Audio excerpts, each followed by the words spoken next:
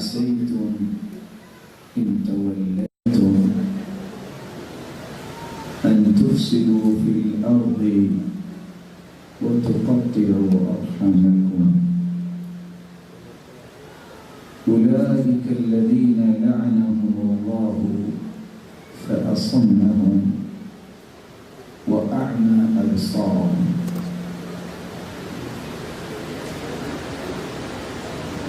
لائق سب تکریم سامعین مقرر،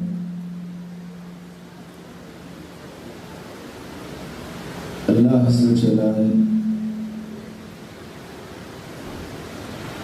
جو ہم سب کے خالق، مالک اور رازق ہیں، جس طرح اللہ عز و جلال کے نام بہت خوبصورت ہے، اس کی صفات بھی صفات کمال ہیں۔ اللہ عز و جلال کی صفتوں میں سے ایک صفت رحم کرنا بھی ہے، اور مالک الملک نے جب کائنات کو پیدا کیا، لما خلق اللہ الخلق خلق 100 رحمہ، اللہ عز و جلال نے کائنات کی تخلیق کے وقت 100 رحمتیں پیدا کی۔ کل رحمت طباق ما بین السماء والارض، ایک رحمت اللہ عز و جلال کی اتنی عظیم ہے کہ جتنا زمین و آسمان، اور ایک ہی رحمت اللہ تعالیٰ نے دنیا میں بھجوائی ہے۔ بها تعطف الوالدة على ولدها والوحش والطيور بعضها على بعض، یہ ایک رحمت کا ہی کرشمہ ہے کہ ماں اپنے بچے سے محبت کرتی ہے، پرندے اور جانور ہی کیوں نہ ہوں ایک دوسرے سے محبت کرتے ہیں۔ یہ اللہ عز و جلال کی ایک رحمت کی مرہون منت ہے دنیا میں جتنی محبت۔ رب تعالیٰ نے 99 محبتیں رحمتیں ذخیرہ کی ہوئی ہیں۔ قیامت کے اللہ عز و جلال 99 رحمتیں جو اللہ نے ذخیرہ کی ہوئی ہیں، اور ایک رحمت جو دنیا میں بھیجی ہے، یہ 100 کی 100 اللہ عطا کریں گے تو اپنے اولیاء کو اپنی کریم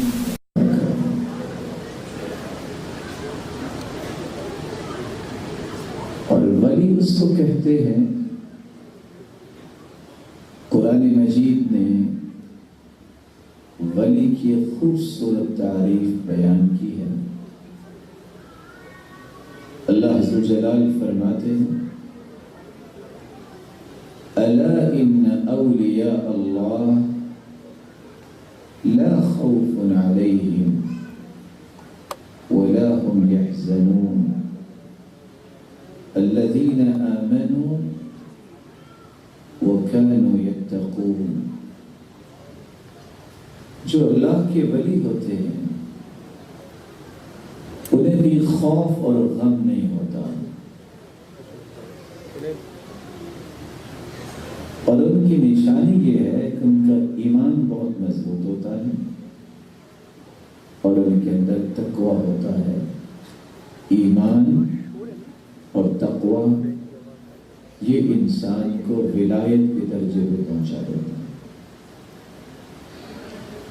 اور اسی لیے راوی روایت کرتے ہیں احب فی اللہ ووالی فی اللہ وعادی فی اللہ، رب کی رضا کے لیے محبت کرو، رب کی رضا کے لیے کسی سے تعلق بنا اور رب کی رضا کے لیے ہی کسی سے نفرت کرو. بِهَا تُنَالُ وِلَایَةُ اللَّهِ، جس کی محبت کا معیار اللہ کی رضا بن جائے، اس کی نفرت کا معیار اللہ کی رضا بن جائے، اور پھر وہ رب کی رضا کو ہی مقدم کرے، تو ایسے انسان کو ولایت نصیب ہو جاتا ہے. اور ساتھ راوی یہ کہتے ہیں وَإِن كَثُرَتْ صَلَاتُ وَصِيَامُ، جتنی بھی انسان تہجدیں پڑھ لے اور روزے رکھ لے، اگر اس کے اندر تعلق محبت اس کا معیار رب کی رضا نہیں، تو وہ ولایت کے درجے پہ نہیں پہنچ سکتا. اللہ تعالیٰ نے رحمان، چونکہ اللہ عز و جلال کا ایک صفاتی نام ہے، اور رحمان اس کو کہتے ہیں جو دنیا میں بھی رحمت کرتا ہے اور آخرت میں بھی رحمت کرے. اللہ تعالیٰ نے رحم بھی اسی سے نکالا ہے، جس کو آج صلہ رحمی کا نام دیا جاتا ہے. حدیث میں آتا ہے الرحم شجنۃ من الرحمن، اور دوسری روایت میں آتا ہے الرحم معلقۃ بالعرش. ایک پرندے کی طرح اللہ تعالیٰ نے صلہ رحمی کو پیدا کیا ہے.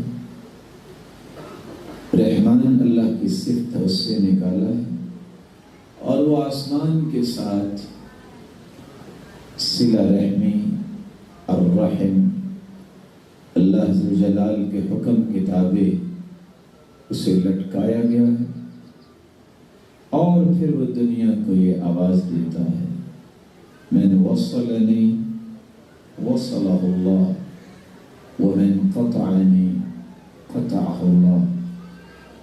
جو صلہ رحمی کرے گا اللہ کا تعلق اس کے ساتھ قائم ہو جائے گا، اور جو قطع رحمی کرے گا، اس کو توڑنا چاہے گا، اللہ عز و جلال کا تعلق بھی اس سے ٹوٹ جائے گا.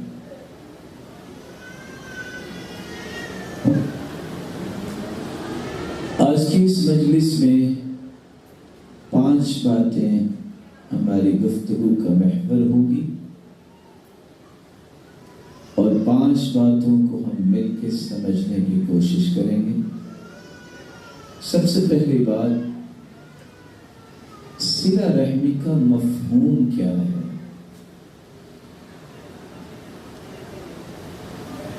دوسری بات، صلہ رحمی کی کیفیت کیا ہونی چاہیے؟ تیسری بات، صلہ رحمی کی فضیلت اور عظمت کیا ہے؟ چوتھی بات، اگر انسان صلہ رحمی نہیں کرتا تو اسے کن کن سزاؤں کو فیس کرنا پڑے گا، دنیا میں بھی اور آخرت میں بھی. اور 5ویں اور آخری بات ہم پیش کریں گے، میری اور آپ کی ذمہ داری کیا ہے. سب سے پہلی بات، صلہ رحمی کس کو کہتے ہیں؟ لغوی اعتبار سے وصل یصل کا لفظ جب استعمال ہوتا ہے جس سے صلہ رحمی ہے، تو اس کا مطلب ہوتا ہے تعلق کو جوڑنا، کسی کے ساتھ نیکی کرنا، رشتہ داروں کے ساتھ ہمیشگی کا ساتھ دینا. عربی زبان میں الوصل اور الوصل جوڑ کو کہتے ہیں. جس کی جمع اوصال آتی ہے. جس طرح جسم کے 360 جوڑ ہیں، ان کو الگ الگ نہیں کیا جا سکتا. جب تک یہ جڑے ہوئے ہیں تو ایک انسان بنتا ہے. اسی طرح زندگی رشتہ داروں کو توڑ کر چھوڑ کر خوبصورت نہیں بن سکتی. زندگی کی خوبصورتی اس بات میں ہے کہ انسان رشتہ داروں کا احترام کرے، رشتہ داروں کے ساتھ خیر خواہی کرے، ان کے لیے دعا کرے اور ان کی خیر اور بھلائی کی کوشش کرے.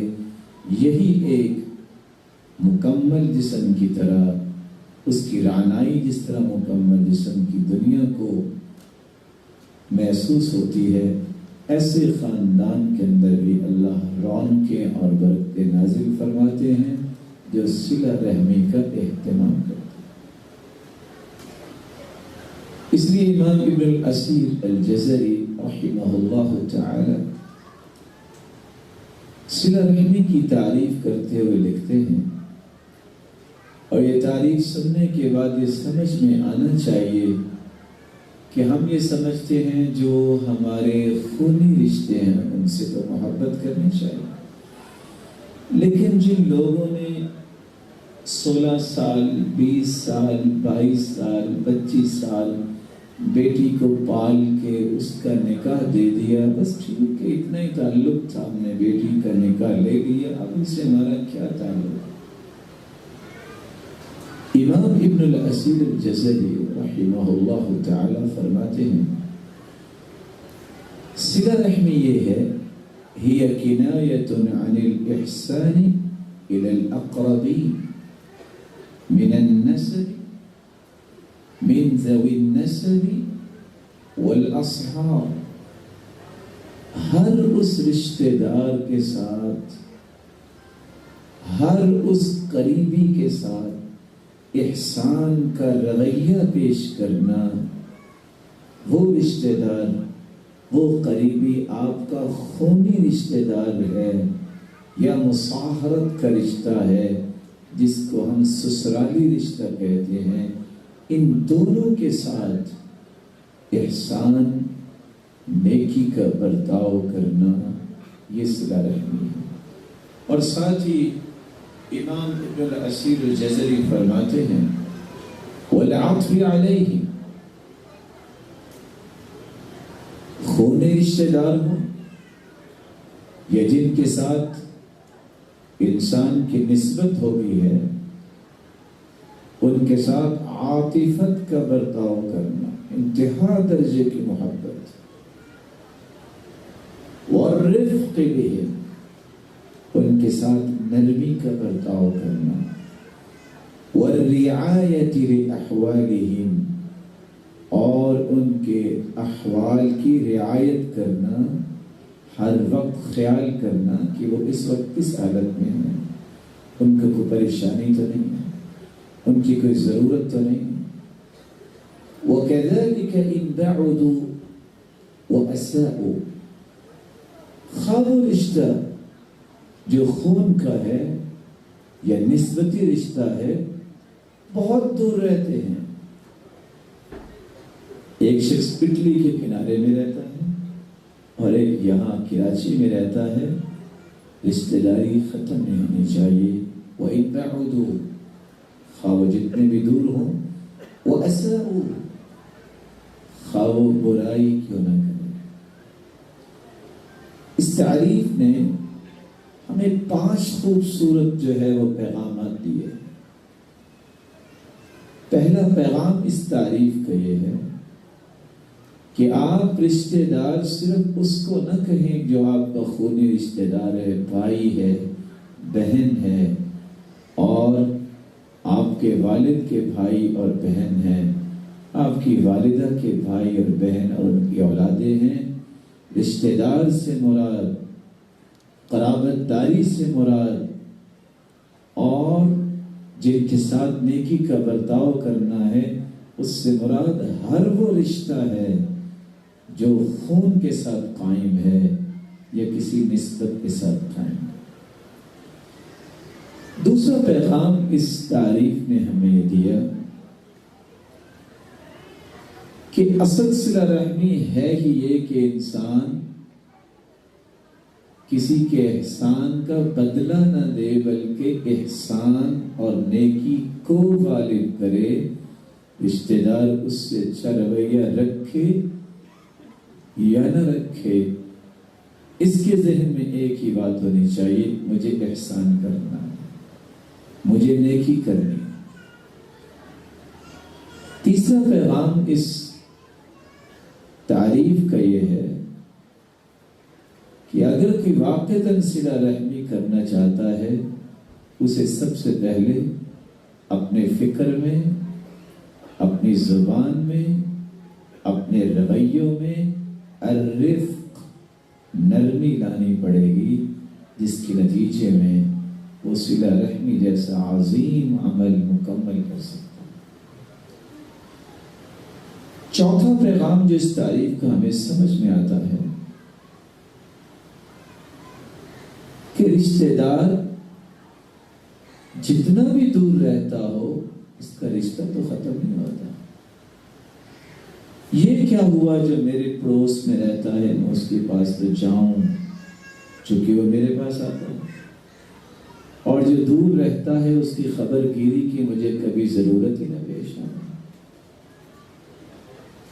یہ فاصلے انسان کی رشتہ داری کو ختم نہیں کرتے، اس لیے ان فاصلوں کا اعتبار نہیں کرنا چاہیے، رب کی رضا حاصل کرنے کے لیے اپنی ذمہ داری کو ادا کرنا چاہیے۔ پانچواں اور آخری پیغام جو اس تعریف نے دیا ہے، وَإِن بَعُدُوا وَأَسَاءُوا، اگر وہ برائی بھی کرتے ہیں آپ کے ساتھ، آپ کا برا بھی چاہتے ہیں، آپ یہی کہہ سکتے ہیں نا ان کو دین کی سمجھ نہیں، آپ یہی کہہ سکتے ہیں نا ان کے پاس علم نہیں، لیکن آپ کے پاس بھی علم نہیں۔ اگر آپ سمجھتے ہیں کہ برائی کرتے ہیں، آپ کو سمجھ آ گیا کہ یہ عمل، یہ رویہ برائی ہے، ان کو پتہ ہی نہیں، ان کو سمجھائے گا کون؟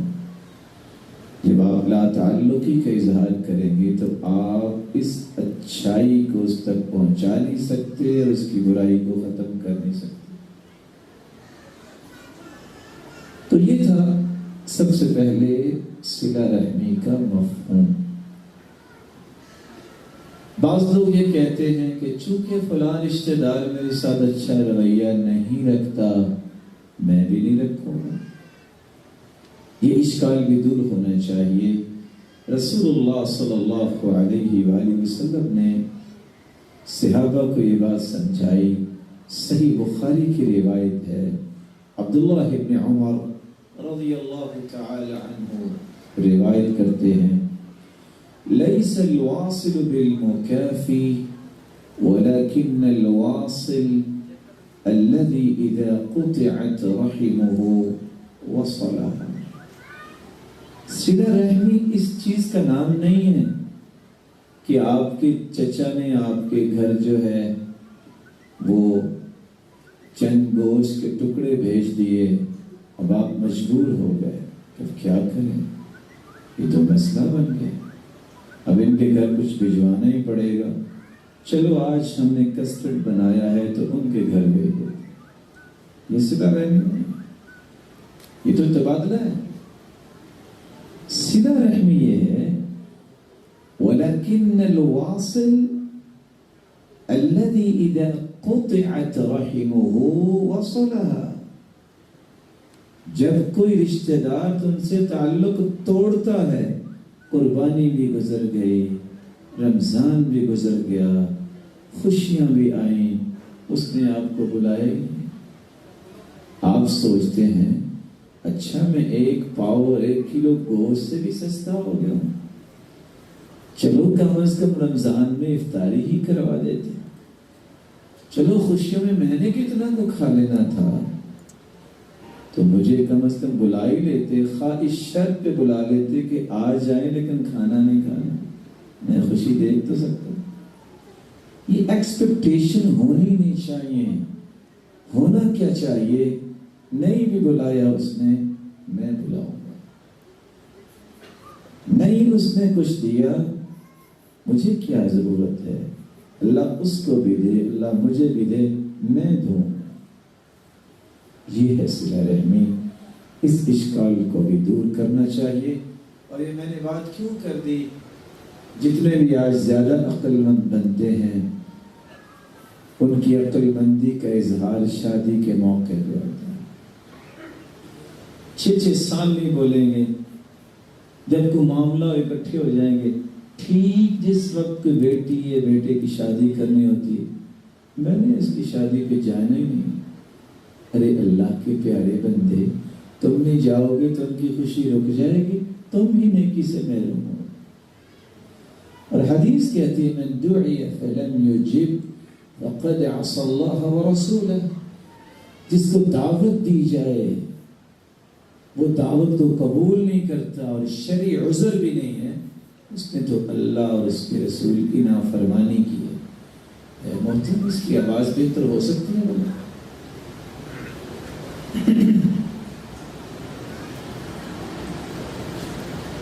اور وہ جو ہیں خوشی والے، وہ کیا کرتے ہیں؟ ان کو بھی اس وقت یاد آتا ہے، اس کو نہیں بلانا۔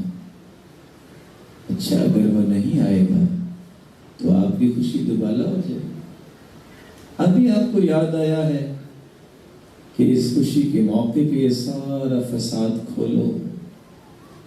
اس لیے حدیث میں آتا ہے بئس الطعام طعام الولیمہ، سب سے بری دعوت، برا کھانا جو ہے وہ ہے یدعا الیہ الاغنیاء ویترک الفقراء، جس میں آپ صرف ہز ایکسیلنسی لوگوں کو بلائیں اور فقیروں کو ویسے چھوڑ دیں۔ اور دوسری روایت میں آتا ہے بلایا ان کو جائے جو آنا نہیں چاہتے اور منع ان کو کیا جائے جو آنا چاہتے ہیں۔ آنا کون چاہتے ہیں؟ جو بیچارے محتاج ہیں۔ اور آنا کون نہیں چاہتے؟ جو دن میں 4 مرتبہ کھانا کھاتے ہیں، ان کو بھوک تو ہے، انہوں نے تو بس دیکھنا ہوتا ہے، ٹیسٹ کرنا ہوتا ہے، اچھا کھانا ہوگا۔ یہ سب سے بری دعوت ہے۔ صحیح بخاری مسلم کی روایت بیان ہے۔ اس لیے اللہ تعالیٰ سے دعا کرنی چاہیے اللہ سبحانہ ہمیں صلہ رحمی کے مفاہیم کو سمجھ کر اختیار کرنے کی توفیق عطا فرمائے۔ دوسرا نقطہ، صلہ رحمی کی تعریف اور مفہوم اور حقیقت کو سمجھنے کے بعد دوسرا اور تیسرا نقطہ اکٹھا ہی بیان کریں گے۔ اس عظیم عمل کی عظمت کیا ہے؟ سب سے پہلی عظمت صلہ رحمی یہ حکم ربانی ہے، اور جو صلہ رحمی کرتا ہے وہ اللہ کے حکم کی تعمیل کرتا ہے۔ یہ کیسے ہو سکتا ہے کہ جو اللہ کے حکم کی تعمیل کرے اللہ اسے ضائع کر دے؟ یہ کیسے ہو سکتا؟ ایک چودھری، ایک بڑا کاروباری کسی کو کہہ دے میں جو تیرے ساتھ ہوں، پریشان کیوں ہوں؟ وہاں تو اعتماد لوگ کر لیتے ہیں، اور اللہ ذو الجلال فرمائیں کہ ان اللہ لا یضیع اجر من احسن عملا، جو اچھا عمل کرتا ہے میں نے کبھی اس کے عمل کو ضائع نہیں ہونے دینا، نہ ہی ضائع ہونے دیتا ہوں۔ تو اللہ پھر یہ عمل ضائع کر دیں گے؟ اس سمجھنا چاہیے رب تعالیٰ ضائع نہیں ہونے دیتے۔ قرآن مجید سنیے، قرآن مجید میں اللہ ذو الجلال فرماتے ہیں وَالَّذِينَ يَصِلُونَ مَا أَمَرَ اللَّهُ بِهِ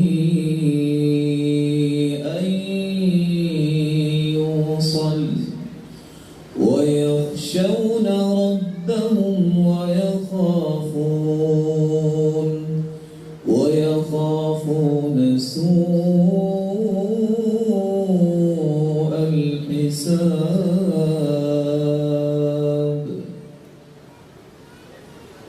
والذین يَصِلُونَ مَا أَمَرَ اللَّهُ بِهِ أَن يُوصَلَ، وہ لوگ جن کو یہ اللہ توفیق دے دے کہ جس چیز کو ملانے کا حکم ہے وہ اس چیز کو ملاتے ہیں، صلہ رحمی کرتے ہیں۔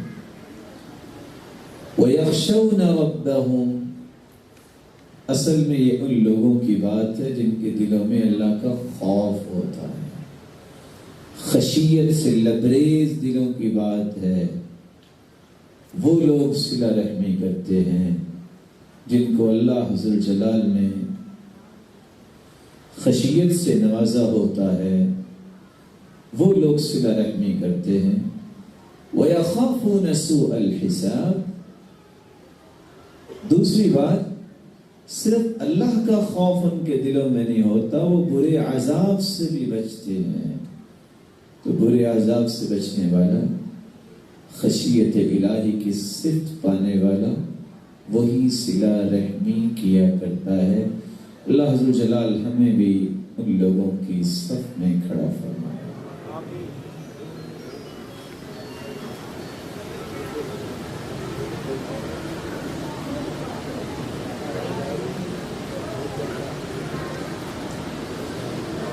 دوسری عظمت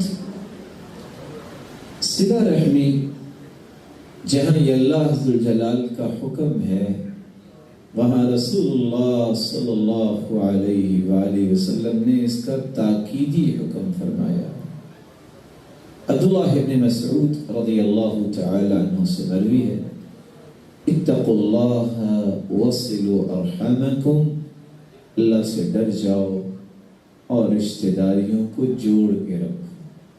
اتقوا اللہ وصلوا ارحامکم، اللہ سے ڈر جاؤ۔ کیسے ڈرو گے؟ تقوی کیسے ملے گا؟ وصلوا ارحامکم، تم اپنے رشتہ داریوں کو جوڑ کے رکھو، ان کے ساتھ اچھا برتاؤ کرو۔ بلکہ رسول اللہ صلی اللہ علیہ وسلم کا یہ تاکیدی حکم ہی نہیں، آپ کی وصیت بھی ہے۔ آپ صلی اللہ علیہ وآلہ وسلم کے صحابی ابو ذر رضی اللہ تعالی عنہ بیان کرتے ہیں، اوصانی خلیلی بخصال من الخیر، لوگوں میرے گہرے دوست نے مجھے خیر کی چند وصیتیں کی۔ گہرے دوست سے مراد کون ہے؟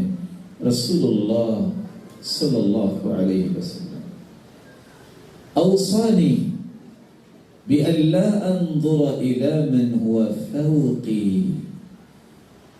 اللہ کے پیارے پیغمبر نے مجھے اس بات کی وصیت کی، اے ابو ذر، کبھی بھی دنیا کے اعتبار سے جو تم سے اونچے لیول کا انسان ہے اس کو نہ دیکھنا۔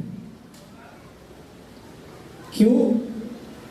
یہ مال ہے، یہ مال اگر اللہ کی پسند ہوتا تو پھر اللہ عز و جلال کافروں کو پانی کا گھونٹ بھی نہ دیتا۔ اس لیے دنیاوی اعتبار سے اپنے سے اوپر والے کو نہ دیکھو، یہ مت کہو اچھا اس کی 4 کنال کی کوٹھی ہے، مت کہو اچھا آج کل وہ اتنا مہنگا سوٹ پہن رہا ہے، اچھا کیا کمال کی واچ ہے اس کی۔ بھلا سوچئے اگر 1.5 لاکھ کی گھڑی ہو اور 150 کی گھڑی ہو، ٹائم تو اسے برابر ہی بتائے گی، بولیے۔ ہو سکتا ہے کہ 1.5 لاکھ کو لے کہے نہیں میں نے 12:01 بتانا ہے، تم 12 میں کھڑی ہو گئے، ایسا نہیں ہوتا۔ اس لیے عبداللہ بن عمر رضی اللہ تعالیٰ عنہ کہا کرتے تھے، الغنا والفقر ناقتان، امیری اور غریبی یہ 2 اونٹنیاں ہیں، علی ایہما ارکب فلا ابالی، 2 سواریاں ہیں، سفر ہی کرنا ہے نا، اس پہ سفر کر لیں یا اس پہ سفر کر لیں، منزل پہ ہر ایک نہیں پہنچنا۔ منزل کیا ہے؟ اپنی زندگی پوری کر کے قبر میں جانا ہے اور اللہ کے پاس جانا۔ آپ جتنی بھی تیز سواری پہ بیٹھ جائیں، آپ F-16 پہ بھی بیٹھ جائیں، آپ نے یہاں سے کسی دوسرے ملک جانا ہے، وہاں آخر تو اترنا ہی ہے۔ یہ تو نہیں ہو سکتا کہ آپ پورا سال جو ہے وہ فضا میں گھومتے ہیں، ایسا نہیں ہوتا۔ یہ سمجھنے والی بات ہے کہ میرے لباس کی قیمت جو ہے وہ 10,000 ہو یا 1,000 ہو، میری قیمت میں فرق نہیں آئے۔ میں 1.5 لاکھ کی گھڑی پہنوں یا 150 کی، ٹائم ایک ہی دے گی۔ اصل قیمت جو ہے وہ انسان کی ہوتی ہے۔ میں 10 کروڑ کے مکان میں رہوں یا میں 10 لاکھ کے مکان میں رہوں، فرق نہیں آئے گا۔ زینت المکان بالمکین، اصل زینت گھر کی نہیں ہوتی، اصل زینت ہوتی ہے اس انسان کی وجہ سے جو اس گھر میں رہ رہا ہوتا ہے۔ اس لیے اللہ کے رسول صلی اللہ علیہ وسلم نے فرمایا، میرے صحابی جو مال و دولت کے اعتبار سے بلند ہے اس کو نہ دیکھو، وَأَنْ أَنظُرَ إِلَى مَنْ هُوَ دُونِي، یہ دیکھا کرو تم سے نیچے کتنے لوگ۔ آج تم اس بات پہ اپنے والدین سے جھگڑتے ہو کہ میری صرف 3-4 جوتیاں ہیں، اوپر شادی کا موقع آ گیا، وہ کہتے ہیں بیٹا اس کو پہن لو۔ بیٹا بھی رو رہا ہے اور بیٹی بھی رو رہی ہے، اور اچھے بڑے جوان، اور 2 دن موڈ آف ہوتا ہے، کیوں؟ آپ نے جوتا نہیں لے کے دیا۔ اچھا کیا خیال ہے جو آپ نے ایک مرتبہ پہنا اس کو دوبارہ پہن لیں؟ کہتے وہ تو لوگوں نے دیکھ لیا، اب لوگ کہیں گے پھر وہی پہن لیا۔ مجھے بتائیے کہ آپ نے کبھی کوئی بریکنگ نیوز میں دیکھا سنا ہو فلاں کراچی میں ڈیفنس میں ایک شادی ہوئی، چونکہ وہاں ایک شخص نے وہی جوتی پہن کے آ گیا جو دیکھی ہوئی تھی، تو انہوں نے کہا چلو باہر، آپ نہیں اندر آ سکتے۔ کبھی کسی نے کہا؟ سب سے بڑا جھگڑا یہ ہوتا ہے، چونکہ اب مجھے خریدنی ہے اور خریدنی ہے۔ یاد کرو تم 5 جوتیوں پہ جھگڑتے ہو، کتنے لوگ ہیں جن کے پاؤں ہی نہیں، تم اس بات پہ جھگڑتے ہو کہ میں نے آج ہر صورت جو ہے وہ فلاں ہوٹل میں جا کے کھانا کھانا ہے، کیوں؟ وہاں کا ٹیسٹ بہت اچھا ہے۔ یاد کرو کتنے لوگ ہیں جو بیچارے کھانا کھا ہی نہیں سکتے، بیمار۔ ہمیشہ دیکھو اپنے سے نیچے کو۔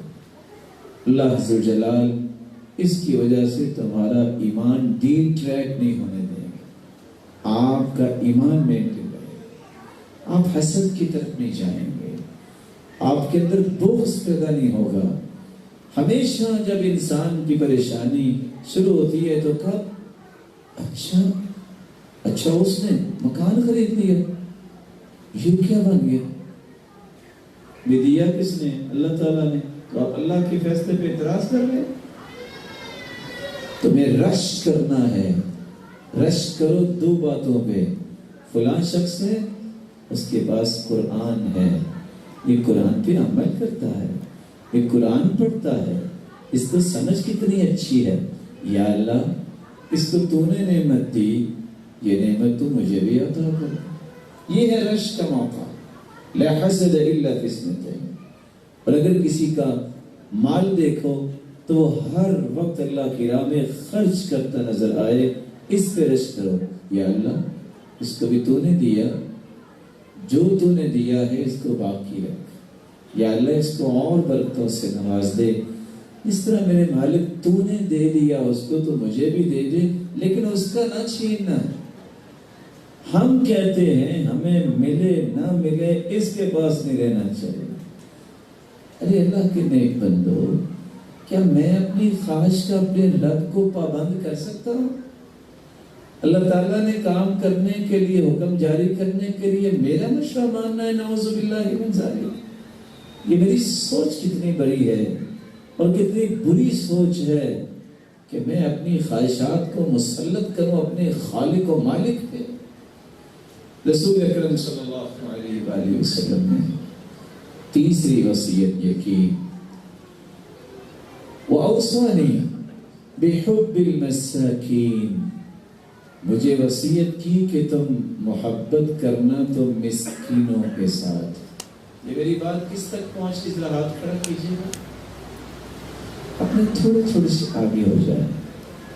اگر آپ ناراض نہ ہوں تھوڑے سے آگے ہو جائیں گے تو ساتھیوں کے آنے کی جگہ بن جائے۔ لگتا ہے ناراض ہو گئے۔ روشن چہرے اور نیک لوگ ناراض نہیں ہوتے۔ آپ پسند کریں گے آپ کی ناراضگی کو دور کرنے کے لیے ایک حدیث سنا دوں؟ لا تغضب ولک الجنہ۔ اللہ کے رسول نے وصیت کی تھی میرے صحابی، غصہ کرنا چھوڑ دو، تجھے میں جنت کی خوشخبری دیتا ہوں۔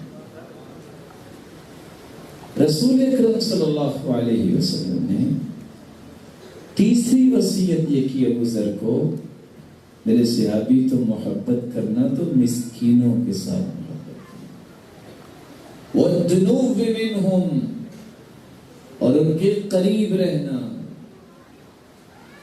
کبھی آج آپ نے دیکھا ہے کہ کسی ہوٹل میں دعوت ہو تو اس میں مسکین بھی آ جائے؟ کبھی دیکھا کسی بھی شادی میں آپ نے دیکھا ہے کہ ایک لائن میں جو ہے وہ بہت بڑا تاجر بیٹھا ہے تو اس کے سامنے کسی مسکین کو لا کے بٹھا دیا جائے اور اکٹھے کھانا کھا کے ہوتا ہے؟ کھانا یجیب دعوت المسکین، اللہ کے رسول مسکینوں کی دعوت کو بھی قبول کیا کرتے تھے۔ یہی تو تواضع ہے، یہی تو وہ حقیقت ہے جس سے ہم دور ہو چکے۔ حسن بصری اپنے شاگرد کو کہتا ہے، بیٹا ذرا دیکھو مسجد میں پہلی 2 صفوں میں کون بیٹھے ہیں، پہلی 3 صفوں میں۔ وہ واپس آ کے مسکرایا، کہتا ہے استاد محترم سارے غریب ہی بیٹھے ہیں۔ کہا بیٹا قیامت کو بھی اللہ کے پاس بھی مقام جو ملے گا صفیں ایسی بننا۔ آج جن کو ہم سمجھتے ہیں نا کہ ان کی تو کوئی حیثیت ہی نہیں ہے، حیثیت اس کی ہے جس کی اللہ کے پاس حیثیت ہے۔ آپ کے اور میرے پاس اس کی حیثیت ہے، وہ کنسیڈر نہیں ہوگی۔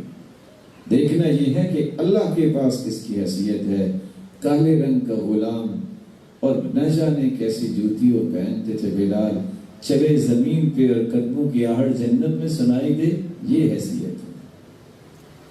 ساری دنیا خواہش کرتی ہے کہ وہ جنت میں جائے، میں کب جنت میں جاؤں، لیکن جنت خواہش کرتی ہے کہ میرے پاس علی، سلمان اور تیسرے صحابی عمار ابن یاسر رضی اللہ عنہم وارضاہم یہ کب آئیں گے۔ ان الجنہ لتشتاق الى علی وعمار وسلمان، علی، عمار اور سلمان، ان تینوں کی جنت خواہش کرتی ہے کہ کب یہ میرے پاس آئیں۔ اللہ عز و جلال ہمیں بھی ایسے عمل کی توفیق دے جس سے جنت خواہش کرے کہ یہ بندہ، اے اللہ اپنا بندہ میرے پاس بھیج دے۔ اور اس کا ایک طریقہ ہے، ہو سکتا ہے کوئی سوچے یہ کیسے ہو سکتا ہے، وہ تو صحابہ تھے۔ حدیث میں آتا ہے من سأل اللہ الجنة ثلاثا، جو 3 مرتبہ کہہ دیتا ہے اللہم انی اسألک الجنہ، اللہم انی اسألک الجنہ، اللہم انی اسألک الجنہ، اے اللہ میں تجھ سے جنت کا سوال کرتا ہوں، میں تجھ سے جنت کا سوال کرتا ہوں۔ قالت الجنہ، جنت بول کے کہتی ہے اللہم ادخلہ الجنہ، اے اللہ اس کو میرے پاس لے۔ تو یہ دعا کرنی چاہیے صبح و شام، اللہ ہمیں توفیق سے نوازے۔ یہ 2 گاڑیاں شاید غلطی سے کسی بھائی نے کھڑی کی ہیں اور احباب گرامی پریشان ہیں، تو وہ ذرا گاڑیوں کو ایک سائڈ پہ لگائیں۔ چوتھی وصیت جو رسول اللہ صلی اللہ علیہ وسلم نے کی، وَأَوْصَانِي أَنْ أَصِلَ رَحِمِي، ابو ذر تجھے چوتھی وصیت میں یہ کر رہا ہوں کہ تم صلہ رحمی کرنا۔ وَإِنْ أَدْبَرَتْ، رشتہ دار تم سے بھاگ جائیں، تمہارے قریب نہ آئیں، تم نے پھر بھی ان سے اچھا سلوک کرنا ہے۔ وَأَوْصَانِي، اللہ اخاف فی اللہ لومۃ لائم، اور 5ویں وصیت مجھے یہ کی کہ اللہ عز و جلال کا دین بتاتے ہوئے کسی ملامت کرنے والے کی ملامت سے نہیں خوف زدہ ہونا چاہیے۔ اور 6ٹھی وصیت وَأَوْصَانِي أَنْ أَقُولَ الْحَقَّ وَإِنْ كَانَ مُرًّا، ابو ذر حق بات کہنا خواہ وہ کڑوی ہی کیوں نہ ہو، ذرا نا آواز کو بہتر کر لیں۔ یہ سارا سسٹم ہوتا ہے کہ لوگوں تک آواز جائے، تو اتنا بڑا جو ہے وہ ڈبہ رکھ کے کیا فائدہ ہوگا کہ لوگوں تک آواز ہی نہ جائے۔ تو 6ٹھی وصیت یہ ہے، رسول اللہ صلی اللہ علیہ وسلم نے فرمایا، آپ اس کو یہ ٹھیک ہے، آپ اس کو لیں، آپ اپنے جو انسٹرومنٹ اس کو ٹھیک کریں، یہ بالکل ٹھیک ہے۔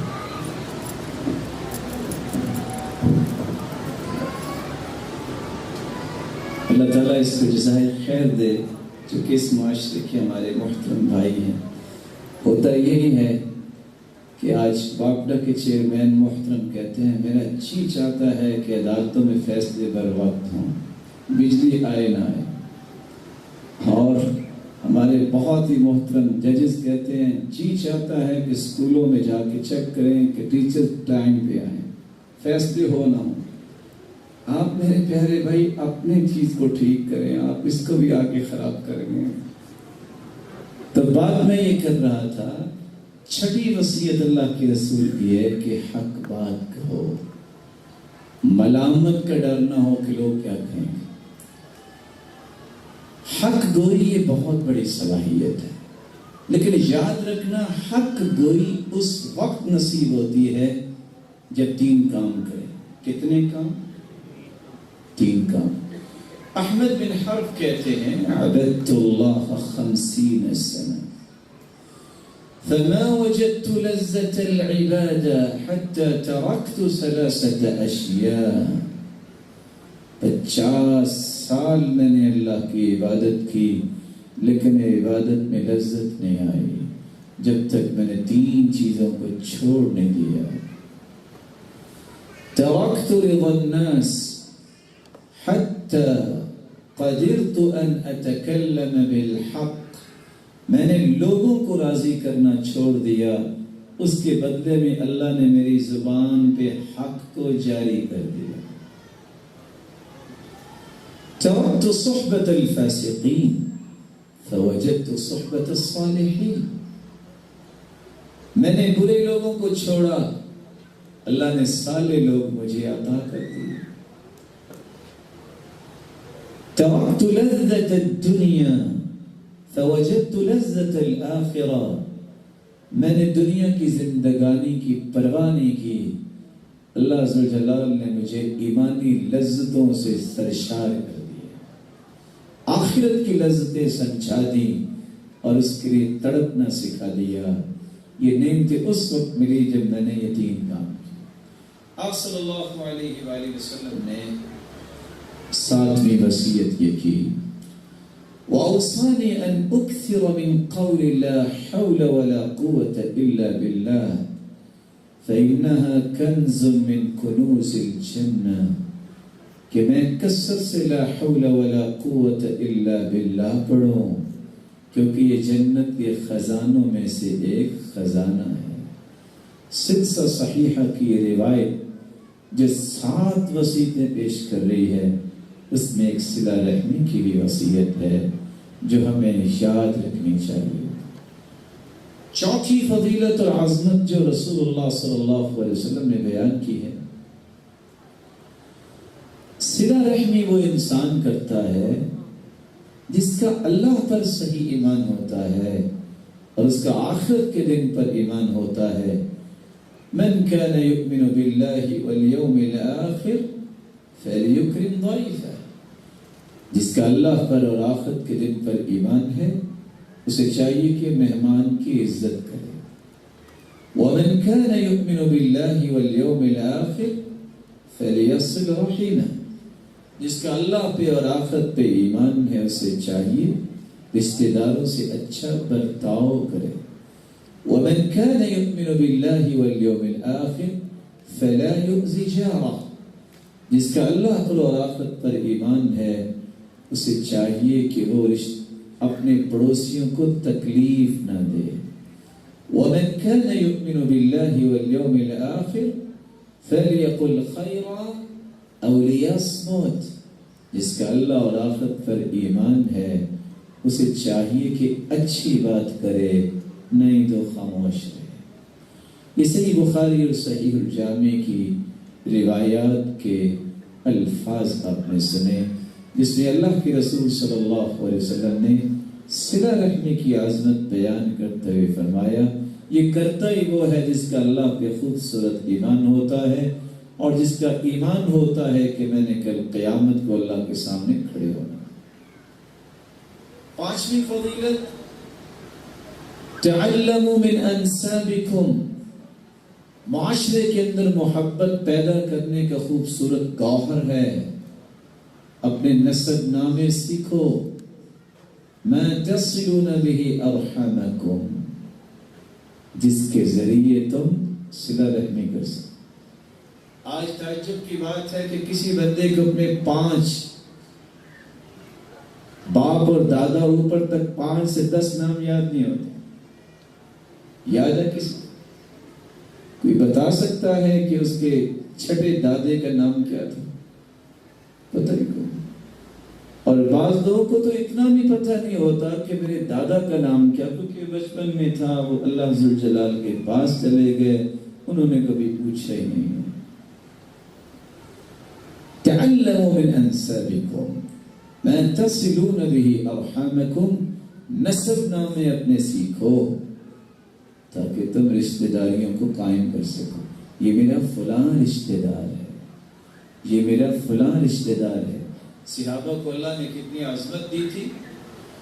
صحابہ نے تو یہ سنا تھا کہ اگر تم والدین کے دوستوں سے محبت کرو گے تو اس کا اجر بھی تمہارے والدین کو ملے گا. راوی کہتے ہیں عبداللہ ابن عمر رضی اللہ تعالیٰ عنہ جا رہے تھے، گدھے پہ سوار تھے، سر پہ پگڑی باندھی ہوئی تھی.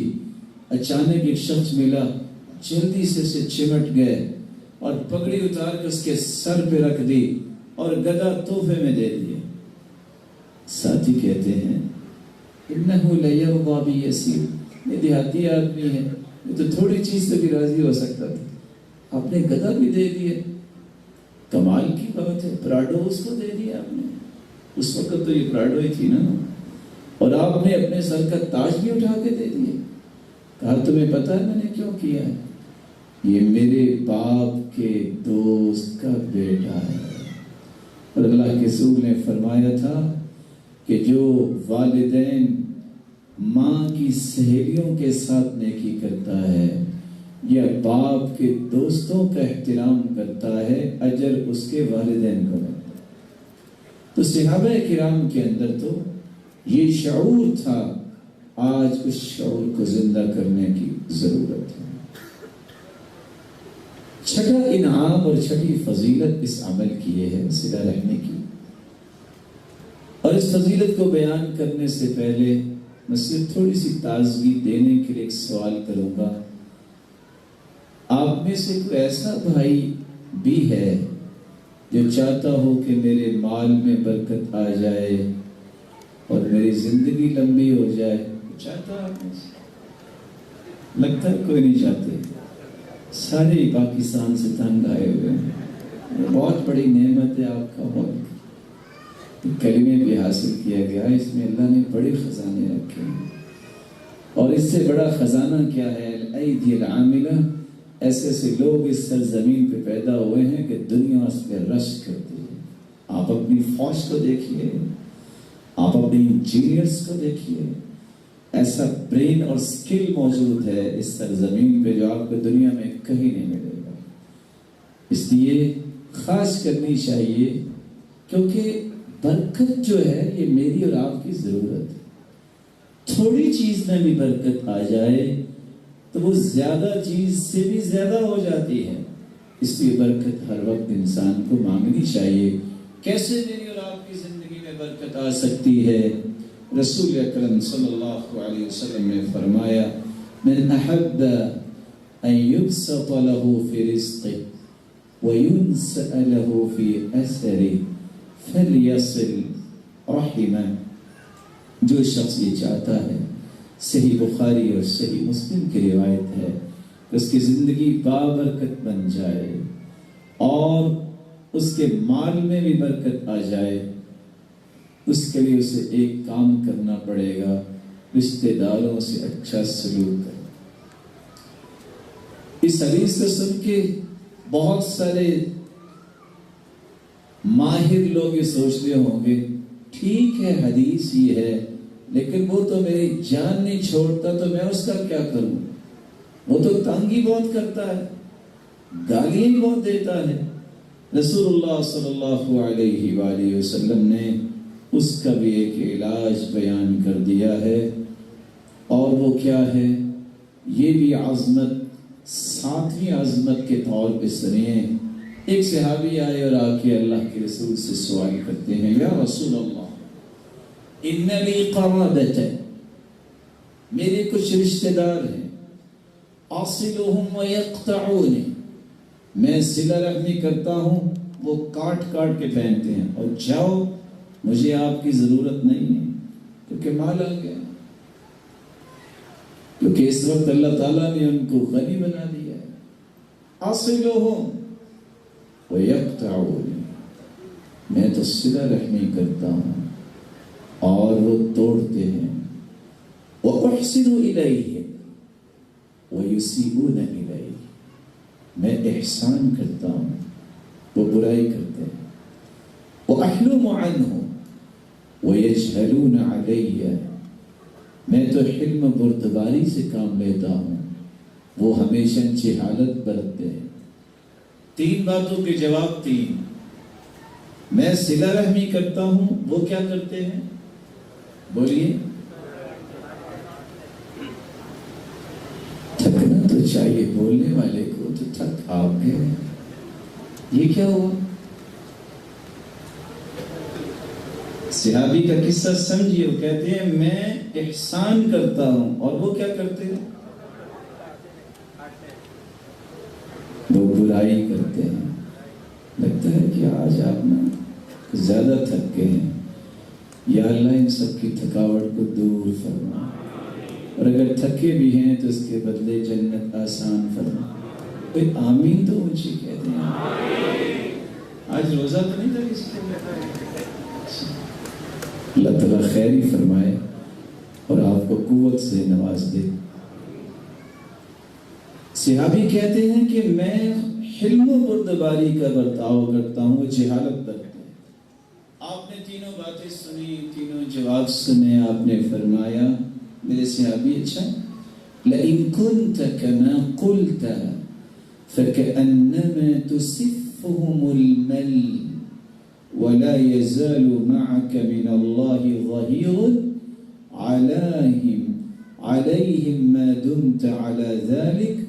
صحیح مسلم کی روایت ہے، میرے صحابی جب تک ایسا کرتے رہو گے اس وقت تک ایک فرشتہ تمہاری حفاظت اور نگرانی کے لیے اللہ تمہارے ساتھ ہی رکھیں گے۔ یہ حدیث تو صحیح مسلم کی ہے، اس میں آتا ہے کہ گالی دے تم احسان کرو، اس میں آتا ہے کہ توڑے تو تم جوڑو، لیکن ہم نے کون سا علم پڑھ لیا؟ اینٹ کا جواب پتھر ہونا چاہیے۔ میں نے کافی ڈھونڈا ہے، شاید کوئی آیت رہ نہ گئی ہو جو ہمیں یاد نہیں ہو سکی، اتنے پکے حافظ بھی نہیں ہیں ہم، لیکن کوئی آیت ملی نہیں ہے۔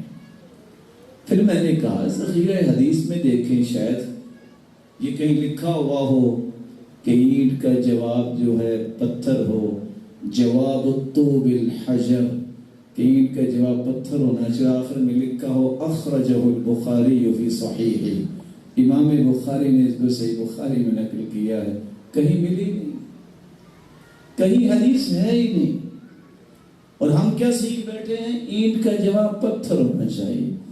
بلکہ اللہ تعالیٰ معاف فرمائے، حالات تو یہاں تک پہنچ گئے ہیں، پہلے یہ مصیبت تھی دیہاتوں میں، اب دیہاتیوں کو دیکھ دیکھ کے شہریوں نے بھی سیکھ لی۔ وہ دیہاتی صبح صبح اٹھتے ہیں، لڑائی شروع ہو جاتی، اور پتہ لڑائی میں سب سے آگے کون ہوتا ہے؟ مرد نہیں ہوتے، ناراض نہ ہوئیے گا، یہ کمال عورتیں کرتی۔ اپلوں پہ لڑائی ہو گئی، اب پردہ وہ دیہاتی کوئی کرتے نہیں ہیں، اور عورتیں سر پہ دوپٹہ ہوتا نہیں ہے، ادھر سے ناشتہ بھی کیا نہیں ہوتا، تم فلاں، وہ کہتی نہیں تم فلاں، کرتے کرتے 10 بج جاتے ہیں، اور جب سر پہ ڈائریکٹ وہ شعائیں سورج کی پڑتی ہیں سب گرمی کی، ادھر سے چکر آنے شروع ہو جاتے ہیں، اور بول بول کے زبان بھی تھک جاتی ہے کہ کافی ہو گیا خطبہ لمبا، بس کریں۔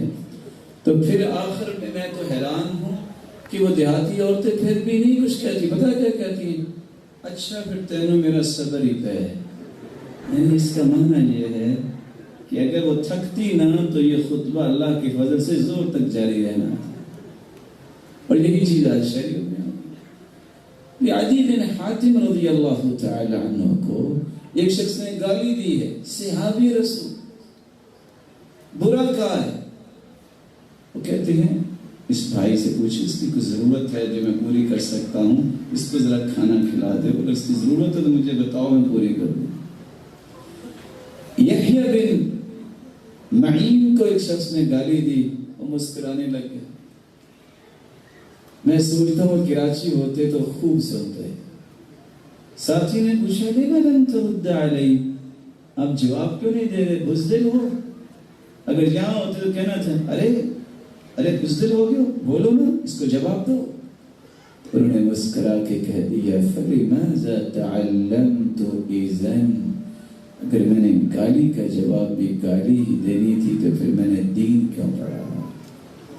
اور دین ہی تو انسان کو خوبصورت بناتا ہے، یہی تو انسان کی تہذیب کرتا ہے، یہی تو انسان کی کانٹ چھانٹ کرتا ہے، علم ہی تو انسان کی نوک پلک سیدھی کرتا ہے اور اس کو ڈی ٹریک ہونے سے بچاتا ہے۔ علم پڑھ کے بھی گالی، لیکن افسوس اس بات کا ہے کہ آج کتنے لوگ ہیں جو گالی دے کے دلائل بھی دیتے ہیں کہ گالی دینا جائز، اور حدیث کے الفاظ میں اللہ کے رسول نے فرمایا لا تسبوا الشیطان، تم شیطان کو بھی گالی نہ دو، اس سے بھی شیطان ہی راضی ہوتا ہے۔ اگر شیطان کو گالی دینا جائز نہیں ہے، جس سے برا مخلوق میں ہے ہی کو نہیں، تو کسی مسلمان کو گالی دینا جائز ہے؟ کسی نمازی پرہیزگار کو گالی دینا جائز ہے؟ پھر کاش یہ دین کی صحیح فہم یہ دنیا کے پاس آ جائے تو بہت ساری برائیوں سے رب تعالیٰ انہیں محفوظ کریں گے۔ 8ویں عظمت رسول اللہ صلی اللہ علیہ وآلہ وسلم کی زوجہ مطہرہ نے بیان کی ہے، صحیح بخاری کی روایت ہے، سیدہ خدیجہ رضی اللہ تعالی عنہ۔ میں کبھی کبھی کہا کرتا ہوں، آج پھر کہہ دیتا ہوں، جس شخص نے رسول اللہ صلی اللہ علیہ وسلم کی سیرت کو نہیں پڑھا، اور جس عورت نے سیدہ خدیجہ سے لے کے امہات المؤمنین کی سیرت کو نہیں پڑھا، وہ زندگی میں کسی جگہ پہ بھی پھسل سکتے ہیں، ان کو سمجھ نہیں آئے گی کرنا کیا ہے۔ اگر اپنی زندگی کے ایک ایک زاویوں کو خوبصورت بنانا ہے، مردوں کو اللہ کے رسول کی سیرت پڑھنی چاہیے، اور عورتوں کو امہات المؤمنین کی سیرت پڑھنی چاہیے۔ یہ کیسی عورت تھی خدیجہ، جس کے بارے میں اللہ کے رسول نے فرمایا ہی وزیرۃ صدق، یہ میری سچی وزیر تھی۔ ساری دنیا نے انکار کیا ہے اور سیدہ خدیجہ نے کہا آپ اللہ کے سچے پیغمبر ہیں۔ ساری دنیا نے محروم کیا اور سیدہ خدیجہ نے اپنا مال آپ کے سامنے رکھا اور اللہ کے سامنے سجدہ ریز ہوگی، یا اللہ قبول کر لے۔ سب سے پہلا مال سیدہ خدیجہ رضی اللہ تعالی عنہ کا اسلام میں خرچ ہوا۔ آپ صلی اللہ علیہ وسلم سے جب شادی ہوئی تو کتنی عمر تھی ان کی؟ بولیے 40 سال۔ اور آپ صلی اللہ علیہ وسلم کی عمر کتنی تھی؟ جب نبوت ملی تو کتنی عمر تھی؟ اس وقت تک ان کی عمر کتنی ہو گئی؟ لو یہ میتھ کے ماہر بیٹھے ہیں. کتنے سال؟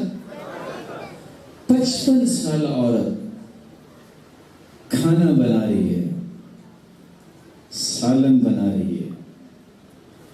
آج اللہ تعالیٰ معاف فرمائے، سوشل میڈیا پہ بڑے بڑے قداور لوگوں کی باتیں نشر ہو رہی ہیں کہ بیوی پہ کوئی فرض نہیں ہے کہ وہ خامد کی خدمت کرے. اعوذ باللہ من الشیطان الرجیم.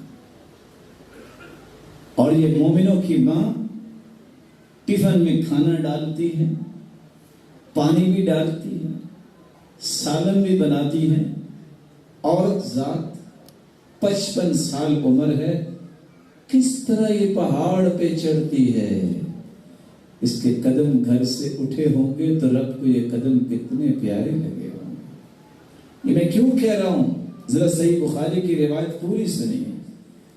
یہ غار حرا میں بعد میں پہنچی، اللہ نے ساتوں آسمانوں سے جبریل امین کو پہلے وہاں بھیج دیا، اور ان کے جانے سے پہلے جبریل کہہ رہے ہیں ان هذه خدیجہ قد اتتک.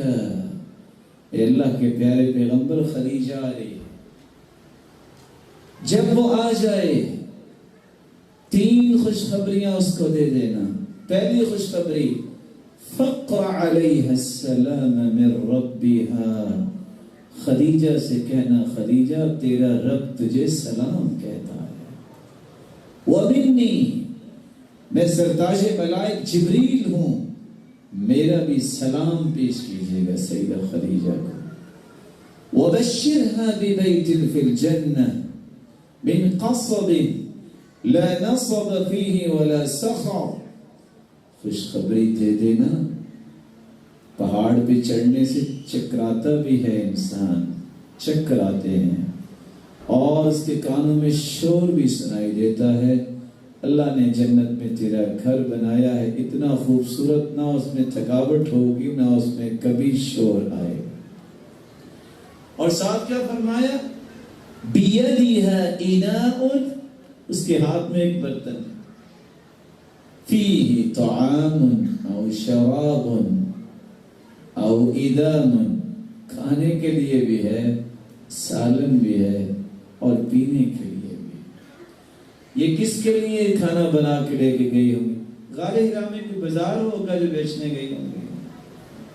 صحیح بخاری کی روایت، اور دوسری صحیح بخاری کی روایت زبیر رضی اللہ تعالیٰ عنہ کی بیوی اسما کس طرح ایک میل سفر کرتی ہے اور گٹھلیاں چن کے لاتی ہے، ان کو پیس کے اپنے خامن کے گھوڑے کی بھی خدمت کرتی ہے کہ یہ جہاد پہ جانا ہے. اور آج انسان کے اندر شرم ختم ہو جائے کہ وہ کہے کہ میں عالم ہوں اور صحیح بخاری کی روایتوں کا رد کرے، اور کہے کہ عورت پہ کوئی واجب نہیں ہے خامن کی خدمت کرنا. ہو سیدہ فاطمہ جس جیسی بیٹی زمین پہ پیدا ہی نہیں ہوئی، کیونکہ سیدۃ نساء اہل الجنہ، جنتی عورتوں کی سرتاج ہے. وہ ہنڈیاں خود پکاتی، وہ چکی خود چلاتی، مشکیزہ پانی کا بھر کے چشمے سے خود لاتی، اور گھر میں جھاڑو خود دیتی. کس کے گھر میں کس کے لیے کھانا پکتا، کس کے لیے پانی لے کے آتی؟ سیدنا علی رضی اللہ تعالیٰ عنہ. یہ روایت سن ابی داؤد کی پڑھ کے انسان کہے کہ واجب ہی نہیں ہے اور عورت کی ذمہ داری نہیں ہے. ظالم ہیں یہ لوگ جو امت کو غلط راستہ دیتے ہیں. ان کا نام دنیا میں جتنا بھی بڑا ہو، بڑا نام ہے محمد الرسول اللہ، اس سے بڑا نام ہے تو اللہ جل شانہ، سے بڑا کوئی نام نہیں ہو سکتا. اس لیے ہمیں فالو کرنا ہے، دیکھنا ہے کہ اللہ کے رسول نے کیا کہا ہے. تو یہی سیدہ خدیجہ فرماتی ہیں جب جبریل امین وحی لے کے آئے، اللہ کے رسول خوف زدہ ہو گئے. جب گھر واپس آئے تو سیدہ خدیجہ نے تسلی دی تھی، آج کوئی نمازی بن جائے، اگر کوئی سنت کو زندہ کر کے داڑھی رکھ لے، سب سے پہلے آ کے بیوی ڈراتی ہے، بن گئے ہو نا مولوی، لگ پتے جان گے، سارے تیرے خلاف ہو جائیں. سیدہ خدیجہ کو آ کے بتایا کہ یہ مسئلہ ہوا ہے، فرمایا کلا واللہ لا یخزیک اللہ ابدا، ہرگز نہیں، اللہ کی قسم آپ کو اللہ کبھی رسوا نہیں کرے، کیونکہ آپ کے اندر یہ 5 سے 6 صفات ہیں. یہ صفات جس کے اندر ہوتی ہیں اللہ اسے رسوا نہیں کرتا، ذلیل نہیں کرتا. ابشر، خوش ہو جائیے. اور وہ صفات کون سی ہیں؟ انک لتصل الرحم، آپ تو رشتہ داروں کے ساتھ اچھا سلوک کرنے والے، سب سے پہلے سے. وتصدق الحدیث، آپ تو سچ بولتے. وتحمل الکل، آپ تو لوگوں کے بوجھ اٹھاتے ہیں. وتکسب المعدوم، جو کما نہیں سکتا آپ اس کو کما کے بھی دیتے ہیں. وتکر الضیف، آپ بڑے مہمان نواز ہیں. وتعین علی نوائب الحق، آپ تو حق بات کی مدد کری ہر وقت تیار رہتے ہیں. یہ 4953 نمبر روایت اکیلے بیٹھ کے بھی پڑھنی چاہیے. صلہ رحمی جس انسان کے اندر آ جاتی ہے وہ دنیا میں کبھی رسوا نہیں ہوا، وہ دنیا میں کبھی ذلیل نہیں ہوا، اور اللہ عز و جلال اسے بری موت نہیں دیتے. اور اللہ کے رسول صلی اللہ علیہ وسلم کی یہ بیان کردہ 8ویں عظمت سنیے. اگر کسی کو بری موت سے بچنا ہے اسے صلہ رحمی کرنی چاہیے. حدیث میں آتا ہے من سرہ ان یمد له فی عمره ویوسع علیہ رزقه ویدفع عنہ میتۃ السوء، جو شخص چاہتا ہے زندگی کا برکت بن جائے، اس کے مال میں برکت آ جائے اور اللہ تعالیٰ اسے بری موت سے بچائے، فَلْيَتَّقِ اللَّهَ وَلْيَصِلْ رَحِمَهُ، اس کو چاہیے کہ تقوی اختیار کرے، اس کو چاہیے کہ رشتہ داروں سے اچھا برتاؤ کرے، اللہ اسے بری موت سے بچائے. بری موت کیا ہے؟ کلمہ نصیب نہ ہو، ایمان نصیب نہ ہو، کفر پہ موت ہو، نفاق پہ موت ہو، برے اعمال پہ موت ہو. اور بعض ایسی موتیں ہوتی ہیں جس کو انسان دیکھ نہیں سکتا. ایسی بری موتوں سے بچنے کا حل بیان کیا ہے، رشتہ داروں کے ساتھ اچھا سلوک. 9ویں فضیلت، رسول اللہ صلی اللہ علیہ وآلہ وسلم سے سوال کیا گیا، اے اللہ کے پیارے پیغمبر، اللہ کو سب سے پیارا عمل کون سا لگتا ہے؟ آپ نے فرمایا الایمان باللہ، اللہ پر ایمان لانا، اسلام کو قبول کرنا اللہ تعالیٰ کو سب سے پیارا عمل لگتا ہے. اچھا اللہ کے رسول، اسلام کے بعد سب سے پیارا عمل کون سا ہے اللہ کے نزدیک؟ قال ثم صلۃ الرحم، اسلام کے بعد سب سے پیارا عمل ہے جو رشتہ داروں سے اچھا سلوک کرتا ہے. اس رشتہ داری سے مراد یہ نہیں ہے کہ انسان ویسے تو اپنے چچیرے بھائی، اپنے فرسٹ کزن، سیکنڈ کزن کے ساتھ تو بڑی خوبصورت رویوں کی ایک داستان رکھتا ہے، والد اور والدہ سے اس کا تعلق ہی کونی. سب سے بڑا حق جو ہے احسان کا وہ رکھتے ہیں تو والدین رکھتے ہیں. رسول اکرم صلی اللہ علیہ وآلہ وسلم نے 10ویں بات جو بیان کی ہے، ایک صحابی نے سوال کیا، اچھا یہ تو ہوا محبوب عمل، اچھا اللہ کے رسول افضل عمل کون سا ہے؟ ہم فضیلتیں لینے چاہتے ہیں. آپ صلی اللہ علیہ وآلہ وسلم کے صحابی بیان کرتے ہیں، عقبہ بن عامر، میں اللہ کے رسول صلی اللہ علیہ وسلم کے پاس گیا، میں نے آپ کا ہاتھ مبارک پکڑ لیا اور میں نے کہا اللہ کے رسول اخبرنی بفواضل الاعمال، مجھے ایسے عمل کی خبر دیجئے جس سے کوئی بھی افضل عمل نہیں. تھوڑی سی توجہ کیجئے گا، سب سے افضل عمل کون سا ہے؟ آپ نے 3 لفظ بولے، صل من قطع، واعط من حرمك، واعفو عن من ظلمك. سب سے افضل عمل کون سا ہے؟ صل من قطع، جو تجھ سے تعلق توڑتا ہے تم اس سے جوڑو. واعطِ من حرمک، جو تجھے محروم کرتا ہے تم اسے دو. واعف عمن ظلمک، جو تجھ پہ ظلم کرتا ہے تم اسے معاف کر دو. اصلحوا یصلح لکم، دوسری روایت کے الفاظ ہیں رسول اللہ صلی اللہ علیہ وسلم نے فرمایا تم لوگوں کو معاف کرو اللہ تجھے معاف فرمائیں گے. یہ کیا نام ہے میرے بہت ہی محترم بھائی کا؟ یہ بچے جو ہوتے ہیں یہ پھول ہوتے ہیں، ان بیچاروں کو کیا پتہ، غصہ نہیں کرتے ہوتے. آپ ان کو معاف کریں گے تو اللہ آپ کو بھی معاف کریں. آئے تو ہم دین سیکھنے ہیں تو بچے چھوٹے چھوٹے پھول ہوتے ہیں، ان کو مسل دیا تو ان کی خوشبو کہاں جائے گی؟ یہ بھی تربیت ہے. تسلی سے کچھ نہیں ہوتا. اگر کسی کو نہیں سمجھ، بچے کو بچہ اس لیے کہتے ہیں اس کے پاس علم نہیں ہے، سمجھ نہیں ہے، اس کو پیار سے سمجھانا چاہیے، نہ کہ اس وقت جو ہے یہ کہنا چاہیے کہ آپ کو پتہ نہیں ہے کہ میں یہاں کا ہیڈ ماسٹر ہوں. وہ آپ اسکول میں ہوں گے. جب دین سیکھنے آئے تو پھر پیار محبت کو غالب رکھنا چاہیے. رسول اللہ صلی اللہ علیہ وسلم نے 11ویں عظمت بیان کی ہے. اور 11ویں عظمت ہے کیا؟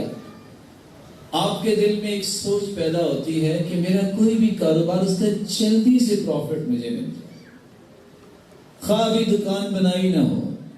کچھ لوگ ایسے جذباتی اور ایموشنل فیصلے کرتے ہیں، اس سے اٹھ کے آئیں گے کہیں گے بس جی کام بن گیا. بھئی کیسے کام بن گیا؟ وہ بس میں نے سوچا ہے کہ یہ ہوگا اور وہ ہوگا اور یہ ہوگا اور ہو گیا. یہ شیخ چلی کے جذبات رکھنے والے لوگ ہمیشہ بیچارے محروم رہتے ہیں. وہ بیچارے شیخ چلی کے بارے میں لکھنے والے بھی پتہ نہیں کیوں لکھ دیتے ہیں اور کیسے لکھ دیتے ہیں. وہ بتاتے تھے ایک شخص آ رہا تھا، ٹوکری میں انڈے تھے، آگے سے کوئی شخص مل گیا، اس نے اس کو پھینکا اور اس کے گلے پڑ گیا. کہا بھائی کیا ہوا؟ کہتے ہیں تم گنے توڑو گے میری زمین سے. کون سے گنے اور کون سی زمین؟ اصل میں سوچ رہا تھا کہ یہ انڈے بیچ کے زمین لوں گا، پھر میں گنا کاشت کروں گا، آگے تم آگے مجھے خطرہ پیدا ہوگا کہیں تم توڑو نہ. جذبات نہیں. اللہ کے رسول صلی اللہ علیہ وسلم نے حقیقت ایک بیان کی ہے. فرمایا اگر کسی شخص کو یہ خواہش پیدا ہو جائے کہ اس کے عمل کا اجر بہت جلدی اسے مل جائے، دنیا میں بھی برکت آ جائے، سب سے جلدی کسی نیکی کا اثر نظر آتا ہے تو وہ کون سی نیکی ہے؟ ان اعجل الطاعت ثوابا صلۃ الرحم. سب سے جلدی انسان کو دنیا میں عظمت دلانے والا عمل ہے تو وہ ہے صلہ رحمی. حتی ان اہل البیت لیکونوا فجرا، اگر آپ کے رشتہ دار فاجر ہی کیوں نہیں، حتی ان اہل بیت لیکونوا فجرا، صلہ رحمی کرنے والے سے کوئی غلطی بھی ہوئی ہو، اس سے گناہ بھی ہوا ہو، اگر اس کے اندر یہ صلہ رحمی کی صفت موجود ہے، فتنمو اموالہم ویکثر عددہم، اس صلہ رحمی کے نتیجے میں ایک تو فوراً اسے اللہ ثواب عطا کر دیتے ہیں اور اس کا مال اور اس کی تعداد بڑھنی شروع ہو جاتی ہے. کس وجہ سے؟ اس نے صلہ رحمی کو اختیار کیا. 12ویں عظمت رسول اللہ صلی اللہ علیہ وآلہ وسلم نے فرمایا اللہ کی محبت کسی کو چاہیے تو رشتہ داروں سے محبت کرے.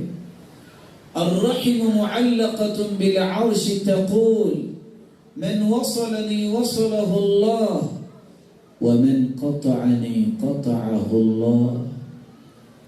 صلہ رحمی ایک پرندے کی شکل میں اللہ کے عرش کے ساتھ لٹکی ہوئی ہے اور وہ کہتی ہے لوگوں جو رشتہ داروں سے اچھا تعلق رکھے گا اللہ کا تعلق اس سے جڑ جائے گا، جو رشتہ داری کو توڑے گا اللہ کا تعلق اس سے ٹوٹ جائے گا. رسول اللہ صلی اللہ علیہ وآلہ وسلم نے 13ویں بات جو بیان کی ہے کہ اگر کسی کو جنت میں جانے کا شوق ہے تو جس طرح دیگر اعمال جنت میں لے جانے کا سبب بنتے ہیں، ان میں سے ایک عمل صلہ رحمی بھی ہے۔ ایک شخص آتا ہے اور آ کے کہتا ہے، یا رسول اللہ صلی اللہ علیہ وسلم دلنی علی عمل اعملہ یدنینی من الجنہ ویباعدنی من النار۔ اے اللہ کے پیارے پیغمبر، ایسا عمل بتائیے جس کو میں کر گزروں تو یہ عمل مجھے جنت کے قریب کر دے، جہنم سے دور کر دے۔ تو آپ نے 4 کام بتائے۔ تعبد اللہ، میرے صحابی، اللہ کی عبادت کرنا، ولا تشرک بہ شیئا، شرک نہ کرنا، وتقیم الصلاۃ المکتوبہ، فرض نماز کی پابندی کرنا، وتؤتی الزکاۃ المفروضہ، اور زکوٰۃ کی بر وقت ادائیگی کرنا، وتصل الرحم، اور صلہ رحمی کرنا۔ تیری یہ خواہش جو ہے کہ جنت کے قریب ہو جاؤں، جہنم سے دور ہو جاؤں، رب تعالیٰ اسے پورا فرما دے۔ بخاری مسلم کی یہ روایت کتنی بڑی خوشخبری ہے کہ ایک بندہ صلہ رحمی کرتا ہے، توحید کے بعد، نماز قائم کرنے کے بعد، زکوٰۃ ادا کرنے کے بعد صلہ رحمی کرتا ہے، وہ جہنم سے دور ہو جائے گا، جنت کے قریب۔ رسول اللہ صلی اللہ علیہ وآلہ وسلم نے 14ویں بات یہ سمجھائی ہے، اگر اس کے والدین، اگر اس کے رشتہ دار نہیں ہیں تو کیا کرنا چاہیے؟ بہت چھوٹا تھا، والدین دنیا سے چلے گئے، جوان ہوا، کچھ رشتہ دار بھی نہیں رہے، اب کیا کرے؟ اپنے رشتہ داروں کے، جو رشتہ دار ہیں ان سے احترام کا پہلو قائم رکھے۔ رسول اللہ صلی اللہ علیہ وسلم کے پاس ایک صحابی آئے، یا رسول اللہ صلی اللہ علیہ وسلم، میرے والدین دنیا سے جا چکے ہیں، اب میں کیا کروں؟ هل بقي من بر ابوي شيء؟ کیا میں اب بھی کوئی ایسی نیکی کر سکتا ہوں کہ جس کا بدلہ میرے والدین کو ملے؟ تو آپ نے فرمایا جی ہاں۔ اللہ کی رسول کیسے؟ آپ نے فرمایا الدعاء لهما، ان کے لیے دعا کثرت سے کرنا، والاستغفار لهما، ان کے لیے کثرت سے بخشش طلب کرنا، وصلة الرحم التي لا توصل الا بهما، جو وہ رشتہ داریاں جوڑ کے گئے ہیں ان کو توڑیے گا نہیں، جوڑے رکھنا، وإكرام صديقهما، اور ان کے دوستوں کا احترام کرنا۔ رسول اللہ صلی اللہ علیہ وآلہ وسلم نے اسی لیے تو فرمایا تھا صدقۃ ذی الرحم علی ذی الرحم صدقۃ وصلہ۔ آپ اگر صدقہ کرتے ہیں ایسے لوگوں میں جو آپ کے رشتہ دار نہیں، آپ کو صدقے کا اجر ملے گا۔ آپ صدقہ کرتے ہیں اس پر جو آپ کا رشتہ دار ہے، ضرورت مند ہے، تو آپ کو صدقے کا اجر الگ ملے گا، صلہ رحمی کا اجر الگ ملے گا۔ اللہ عز و جلال نے جب یہ آیت نازل کی، لن تنالوا البر حتى تنفقوا مما تحبون وما تنفقوا من شيء فإن الله به عليم۔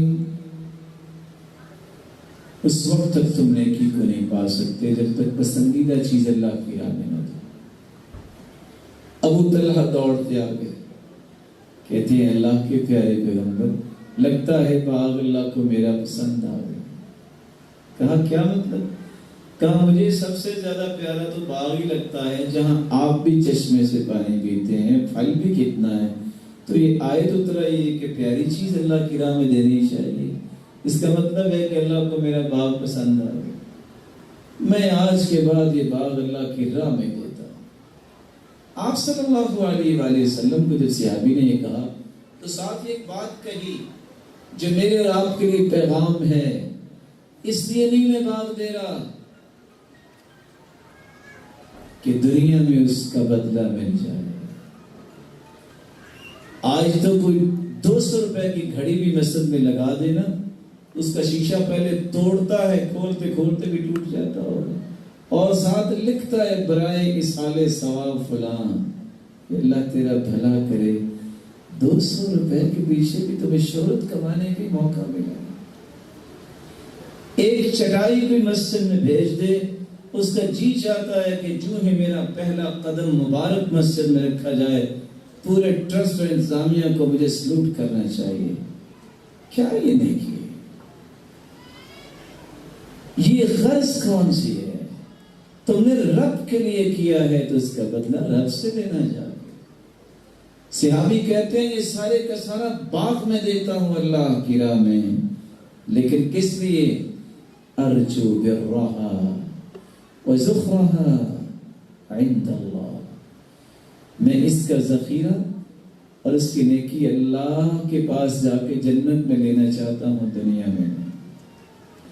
اللہ کے رسول نے فرمایا اگر تم دینا ہی چاہتے ہو تو پھر تم ایسا کرو، اپنے چچیرے بھائیوں میں تقسیم کر دو، وہ بھی ضرورت مند ہے۔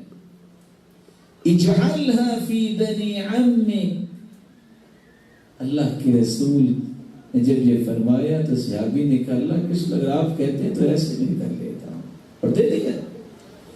یہاں ہم کیا کہتے ہیں؟ میں نیکی کے لیے مسجد میں ضرور دوں گا، میرا چچا یا چچے کا بیٹا بھوکا مر جائے اس کو نہیں میں نے کچھ دینا۔ کاش مسلمانوں کے اندر خون سرخ ہی رہتا، سفید نہ ہوتا۔ آج سسکیاں لیتے ہیں رشتہ دار، کوئی پرسان حال نہیں ہے، اور حیران ہوں گے آپ، ہم تو ہوتے ہی ہیں۔ ماں کی عظمت کو کون جانتا ہے؟ سیدنا حسن بصری رحمت اللہ علیہ، ساری زندگی تسلیاں دینے والا انسان، جس دن ماں فوت ہوئی رونے لگا۔ کسی نے پوچھا اب کیا ہوا؟ آپ تو بڑے مضبوط۔ کہا میں ماں کے فراق پہ نہیں رو رہا، وہ جنت میں اللہ میری ملاقات کروائیں گے، مجھے امید ہے اپنے رب سے۔ میں رو اس لیے رہا ہوں کہ وہ جو دعائیں ہر وقت ملتی تھی، رحمت کا دروازہ کھلا تھا، آج وہ بند ہو گیا۔ اور کتنے لوگوں کی مائیں سڑکوں پہ جاری ہوتی ہیں، مانگ رہی ہوتی ہیں۔ مجھے بتائیں دانش کون سی ہے، کون سی عقل اور علم ہے کہ کسی انسان کو اپنی ماں اور باپ کا بھی خیال نہ رہے؟ اور لوگ اس کو سمجھتے ہیں بہت ترقی کر گئی دنیا۔ آپ کہہ سکتے ہیں گمراہیوں کے دلدل میں چلے گئے ہیں، ترقی نہیں کی۔ اولڈ ہاؤسز بنائے ہوئے ہیں کہ والدین کو وہاں جمع کروا دیں، اور ان سے پوچھا جاتا ہے کہ آپ کیا چاہتے ہیں، تو ماں کہتی ہے ایک مرتبہ میرا بیٹا مجھے دکھا دو۔ بوڑھا ایک انسان آ کے موبائل کی دکان پہ کہتا ہے بیٹا چیک کرنا یہ موبائل ٹھیک ہے؟ کہتا ہے انکل یہ ٹھیک ہے؟ کہتا نہیں بیٹا اس کو پھر چیک کرو، اس میں میرے بیٹے کا فون نہیں آیا، 2 مہینے ہو گئے، یہ خراب تو نہیں ہے؟ کہا بیٹے نے، وہ بھی بیٹا ہی لگتا تھا، چھوٹے بچے بڑوں کے بیٹوں کی طرح ہی ہوتے ہیں۔ کہا انکل موبائل خراب نہیں ہے، آپ کے بیٹے کا ایمان خراب ہو گیا۔ حالت یہی ہے۔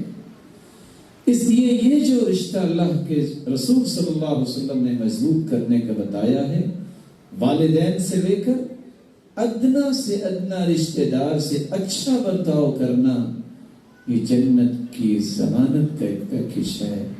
اس لیے اللہ عز جلال نے قرآن مجید میں فرمایا ہے کہ جو صلہ رحمی نہیں کرتا، جو ہمارا چوتھا نقطہ ہے، وہ بڑے ہی خسارے میں ہے۔ الذين ينقضون عهد الله من بعد ميثاقه ويقطعون ما أمر الله به أن يوصل ويفسدون في الأرض أولئك هم الخاسرون۔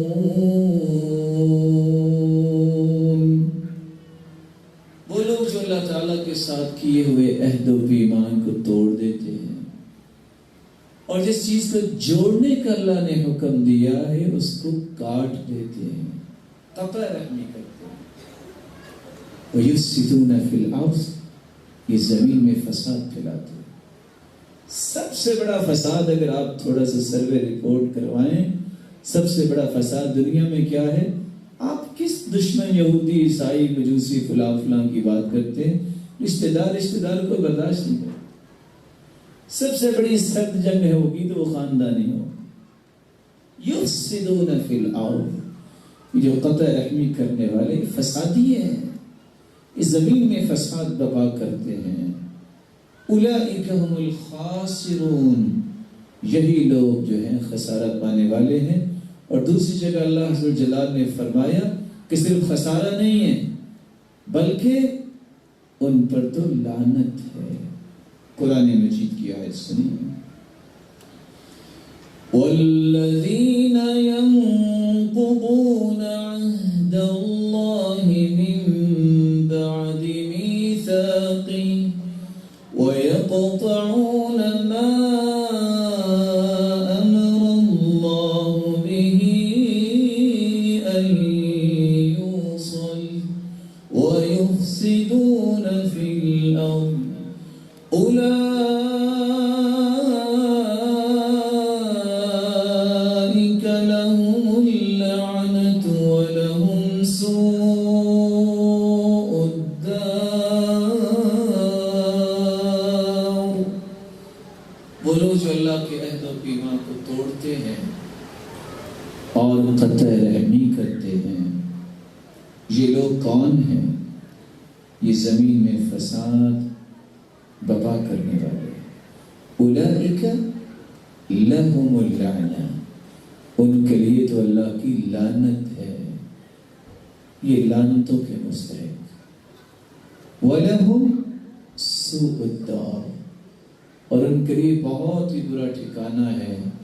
وہ کون سا ٹھکانہ ہے؟ جہنم کا ٹھکانہ ہے۔ بلکہ آپ اس آیت میں غور کیجئے، اللہ جلال نے کتنی بڑی وعید سنا دی۔ فَهَلْ عَسَيْتُمْ إِن تَوَلَّيْتُمْ أَن تُفْسِدُوا فِي الْأَرْضِ وَتُقَطِّعُوا أَرْحَامَكُمْ أُولَئِكَ الَّذِينَ لَعَنَهُمُ اللَّهُ فَأَصَمَّهُمْ وَأَعْمَى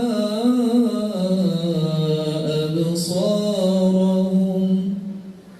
جو لوگ قطع رحمی کرتے ہیں، رشتہ داروں سے اچھا برتاؤ نہیں کرتے، یہ لوگ تو فساد کرتے ہیں، جہاں رشتہ داریوں کو توڑتے ہیں، اللہ کی ان پر لعنت ہے۔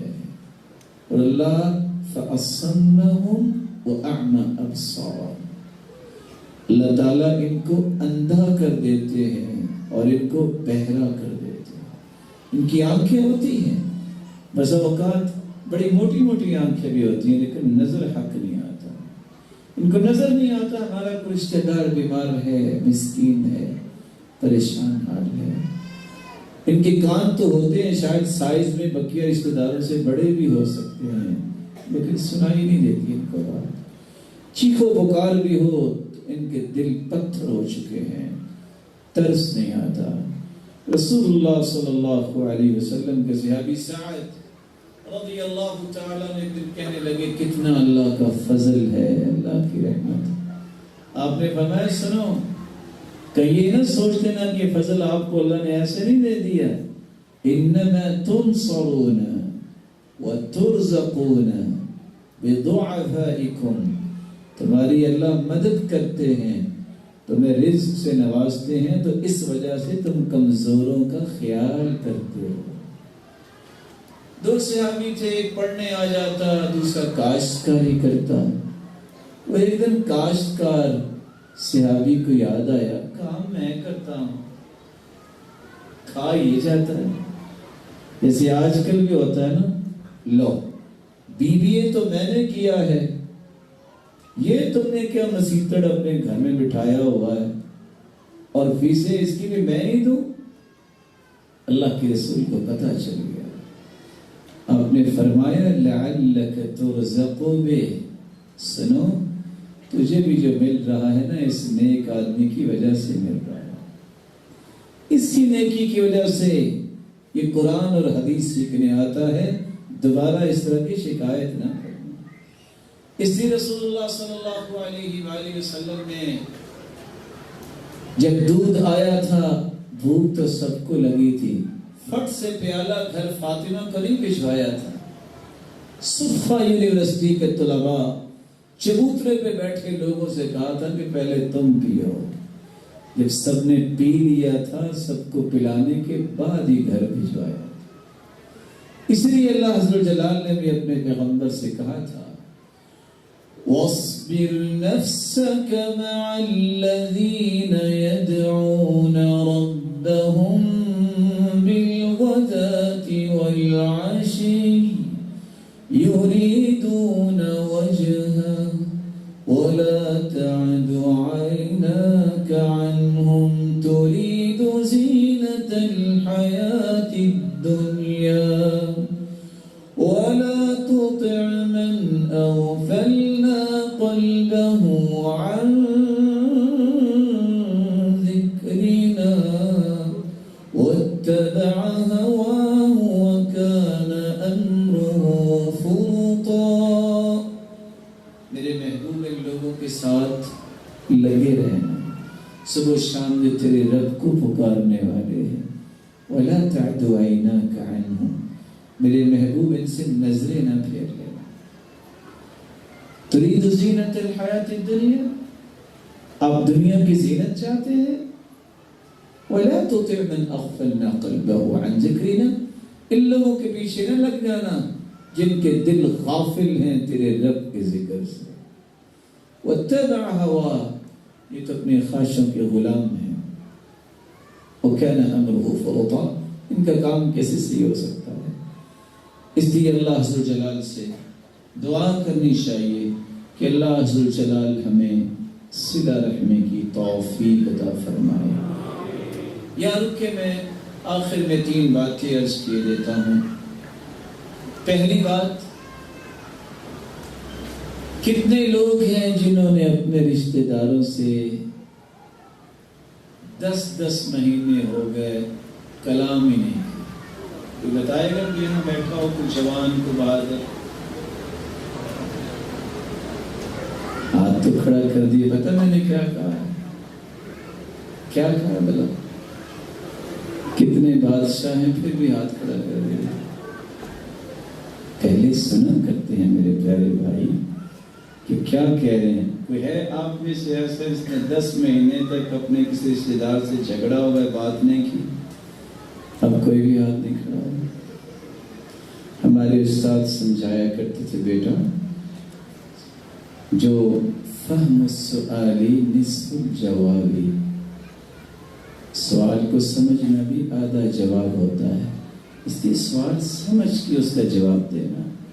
بس اوقات پیپر جو ہے وہ آتا ہے نا، بغیر دیکھے ہی اس کو شروع کر دیا، جب 4 صفحے لکھ لی، اف یہ تو جواب تھا ہی نہیں اور نہ ہی یہ سوال تھا۔ پھر وہ ایک قصہ سنایا کرتے تھے، نہ جانے اس کی حقیقت کتنی ہے، کہ شاگرد نے استاد سے کہا استاد محترم بڑا پریشان ہوں، انٹرویو ہے اور میری جاب ہے، تو کوئی گیس کروائیں کیا سوالات آئیں گے۔ انہوں نے تھوڑی سی تسلی دینی تھی، بیٹا کیوں پریشان ہو، 3 ہی سوال کرنے ہیں۔ تو جاتے انہوں نے اتنا پوچھنا آپ کی عمر کتنی ہے بتا دینا، کتنی عمر ہے آپ کی؟ کہتے ہیں 25 سال۔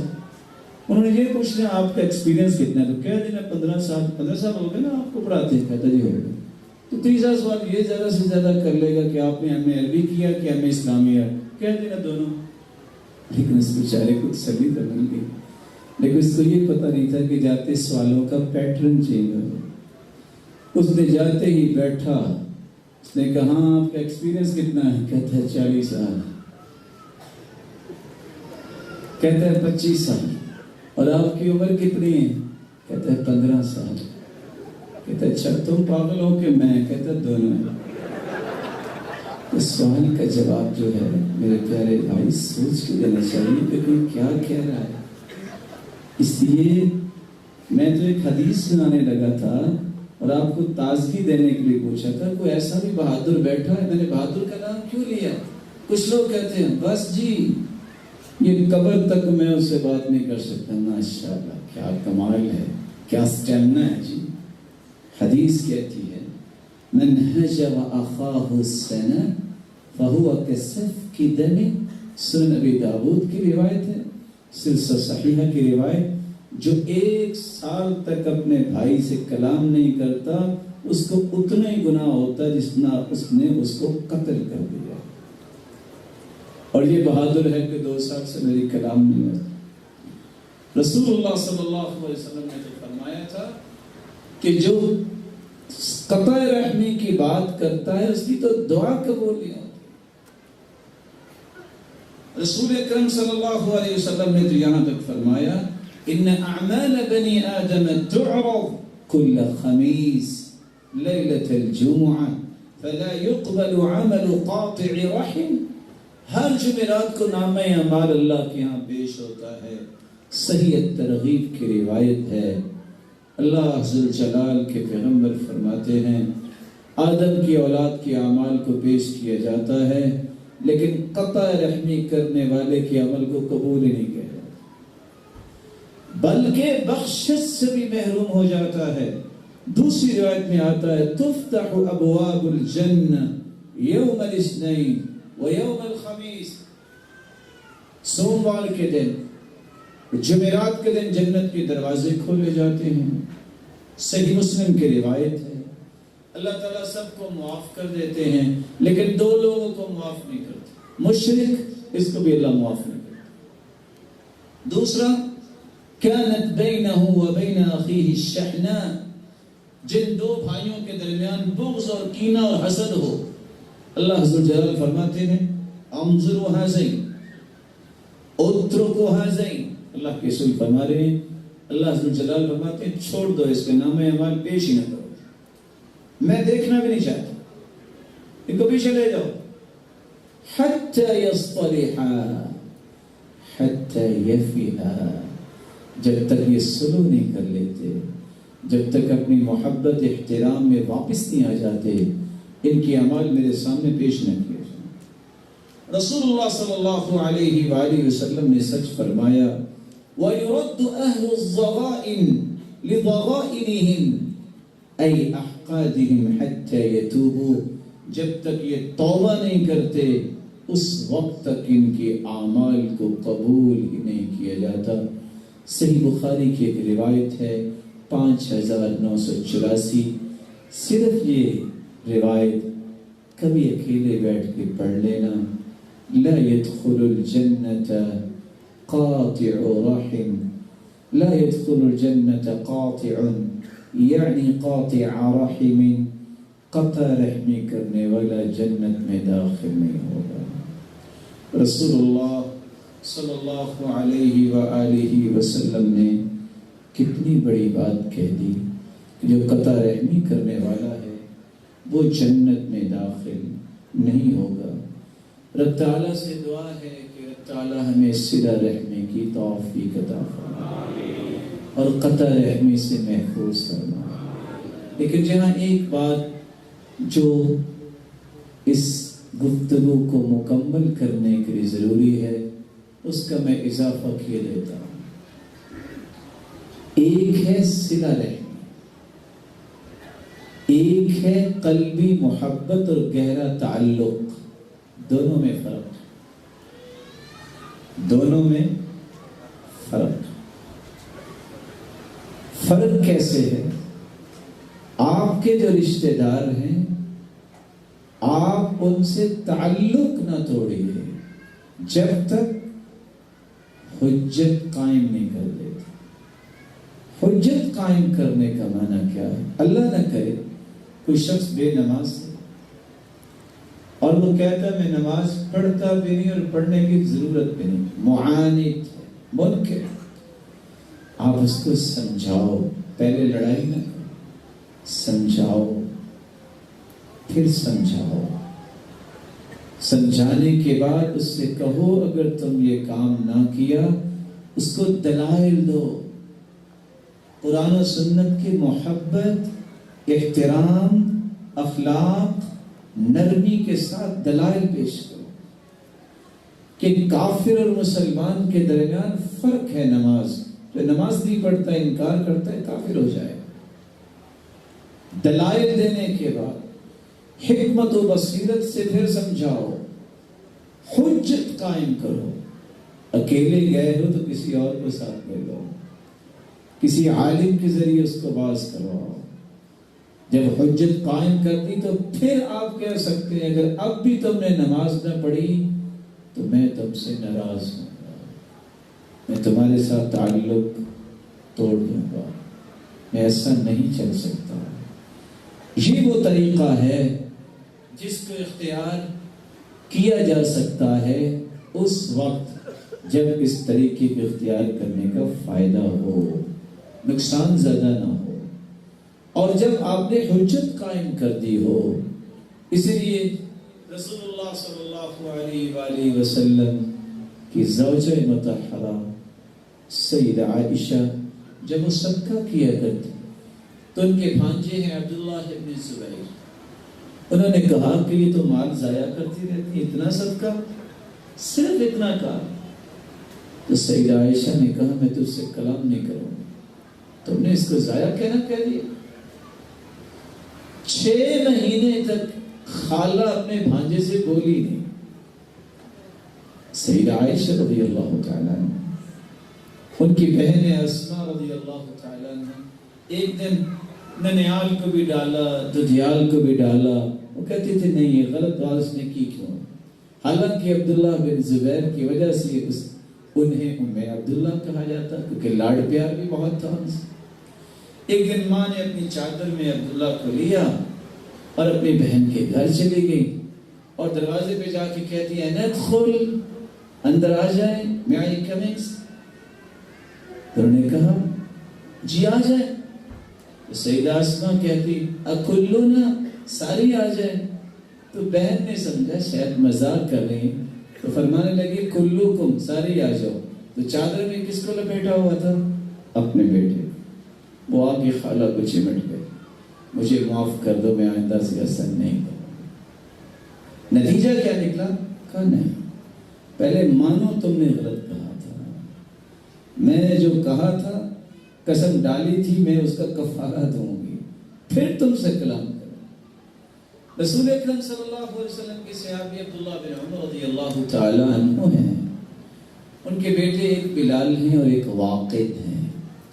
بلال جو سگا بیٹا ہے، بیٹھے بیٹھے کہا کرتے تھے بلال رسول اللہ احب الی من بلالی، لوگوں اللہ کے رسول کے صحابی بلال مجھے اپنے بیٹے بلال سے زیادہ پیارے لگتے ہیں۔ محبت دیکھیے، بلال نے ایک دن کہہ دیا رضی اللہ عنہ، جب ان کو یہ حدیث سنائی گئی لا تمنعوا اماء اللہ مساجد اللہ، اللہ کی بندیوں کو، عورتوں کو مسجدوں میں جانے سے مت روکو، یہ حدیث ہے۔ اگر عورتیں مسجدوں میں جانا چاہتی ہیں ان کو اجازت دی جائے۔ بیٹا کہنے لگا واللہ لنمنعہن، ہم ان کو ضرور منع کریں گے۔ کیوں بلا؟ لیتخذنہ دغلا، تو فتنہ ببا کریں۔ صحابی نے تھپڑ رسید کیا، کہا تجھے جرت کیسے ہوئی اللہ کے رسول کی کلام کے مقابلے میں یہ بات کہنے کی کہ آپ روکیں گے؟ میں تمہیں اللہ کے رسول کی حدیث سنا رہا ہوں کہ اللہ کی بندیوں کو مسجدوں میں جانے سے مت روکو، اور تم کہتے ہو کہ ہم ضرور روکیں گے۔ یہ وہ چیز ہے کہ جب انسان دیکھتا ہے کہ شریعت کی مخالفت رشتہ دار کر رہا ہے، سارے دلائل کو اکٹھا کر کے خلاصہ سنیے۔ اب چونکہ وقت ختم ہو گیا، وگرنہ وہ میں دلائل بھی پیش کرتا ہوں۔ آپ اس کو واعظ کیجیے، آپ اس کو سمجھائیے، حکمت و بصیرت کے ساتھ، اخلاق اور نرمی کے ساتھ دلائل دیجیے۔ حجت قائم کرنے کے بعد اگر پھر بھی کوئی باز نہیں آتا تو پھر آپ اس سے تعلق کم کر سکتے ہیں۔ وہ قلبی محبت تو نہیں رہتی، لیکن سلام نہ چھوڑیے۔ آپ نے فرمایا بلو ارحمکم ولو بالسلام، اپنے رشتہ داریوں کو تازہ رکھا کرو، اور تازگی کا طریقہ کیا ہے؟ خاتم سلامی کہو۔ صحابی اللہ کے رسول کے پاس ہے اور کہنے لگی ان امی مشرکہ افاصلھا، میری ماں مشرکہ ہے، کیا میں اس سے صلہ رحمی کروں؟ قال نعم صلیھا، جی ہاں اس سے صلہ رحمی کرو، اس کی خدمت کرو، اس کا کہاں مانو جو برائی کا حکم نہ دے، شاید تیرے اخلاق اور نیکی کو دیکھ کے شرک چھوڑ کے مسلمان ہو جائے۔ اس لیے نوجوانوں کو یہ بات سمجھنی چاہیے۔ آج ایک نہیں سینکڑوں گھروں کا یہ مسئلہ ہے، جذباتی نوجوان گھروں میں لڑائیاں ڈال دیتے ہیں، چھوٹی سی بات ہو کہتے ہیں میں نے باپ سے بولنا ہی نہیں، اس کے اندر یہ برائی ہے۔ بہو آتی ہے تو کہتی ہے تو سارے ظالم ہیں گھر والے، میں تو ان کے گھر میں رہ نہیں سکتی۔ سبب کیا ہے؟ سب میں فہم نہیں۔ سوچ سکتے ہیں کہ ابراہیم علیہ السلام کا باپ بت تراش بھی تھا، بتوں کا پجاری بھی تھا اور بت بناتا بھی تھا، اس کا ذریعہ معاش بھی تھا، لیکن مشرک باپ ہونے کے باوجود قرآن کیا کہتا ہے؟ یا ابتی یا ابتی یا ابتی، اے پیارے ابا جان۔ یا ابھی نہیں کہا، ادب نہیں چھوڑا، اخلاق نہیں چھوڑا، نیکی نہیں چھوڑی۔ باپ کہہ رہا ہے لأرجمنک وہجرنی ملیہ، میں تمہیں مار مار کے پتھر سنگسار کر دوں گا، نکل جاؤ یہاں سے۔ وہ کیا کہتے ہیں؟ میں آپ کے لیے دعا کروں گا، میں آپ کے لیے دعا کروں گا۔ منہج سمجھیے جو قرآن نے دیا ہے، جذبات یہ قرآن کا منہج نہیں ہے، دین کی فہم یہ قرآن کا منہج ہے۔ مجھے کس وقت کیا کہنا ہے، کیسے کہنا ہے، میرے کہنے سے نقصان تو نہیں ہو جائے گا یا فائدہ ہوگا۔ اللہ جل جلالہ یہ باتیں سمجھنے کی توفیق عطا فرمائے۔ آپ نے حدیث سنی، 7 وصیتیں ابو ذر رضی اللہ تعالیٰ عنہ نے سنی تھی اللہ کے رسول سے۔ کتنی وصیتیں؟ کون کون سی؟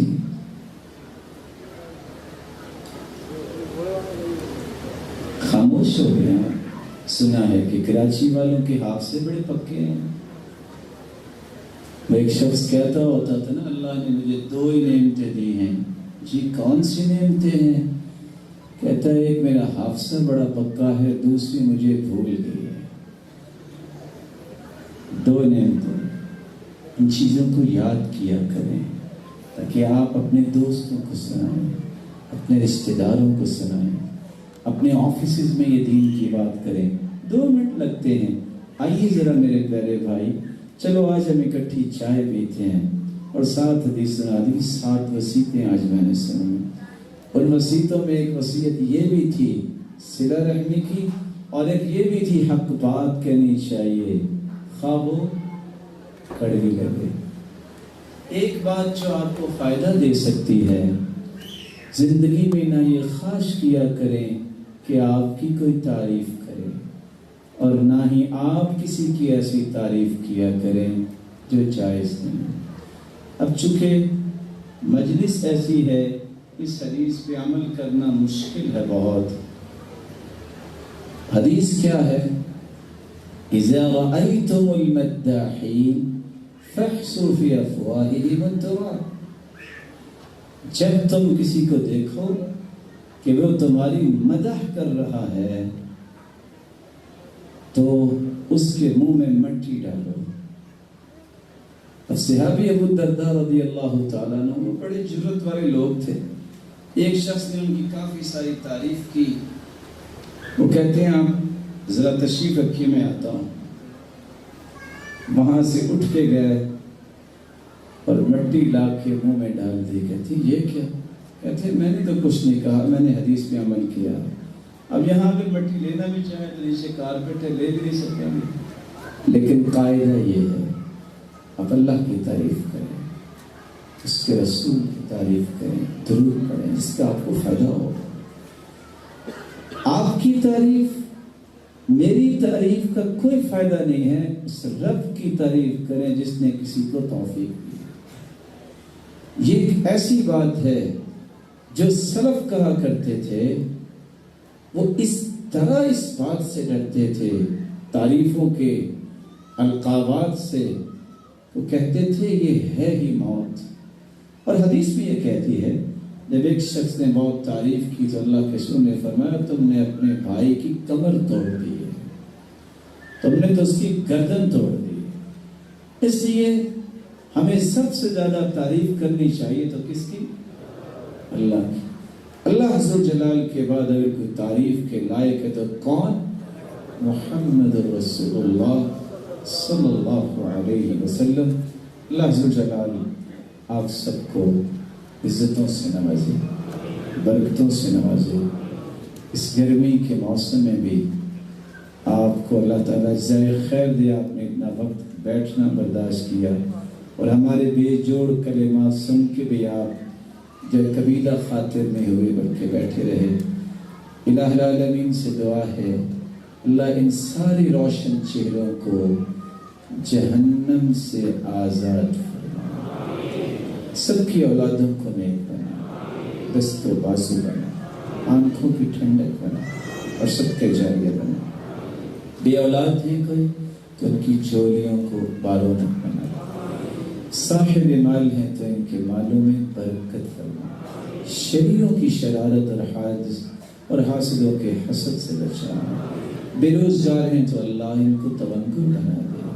مقروض ہیں تو غیبی خزانہ سے مدد فرما. اے اللہ جس طرح تیرے دین کے لیے جمع ہیں ان سب کو ان کے والدین اور اولادوں کے ساتھ رشتہ داروں کے ساتھ جنت الفردوس میں جمع فرما اور اپنے محبوب کی رفاقت نصیب فرما اور اپنا دیدار نصیب فرما. وآخر دعوانا ان الحمد للہ رب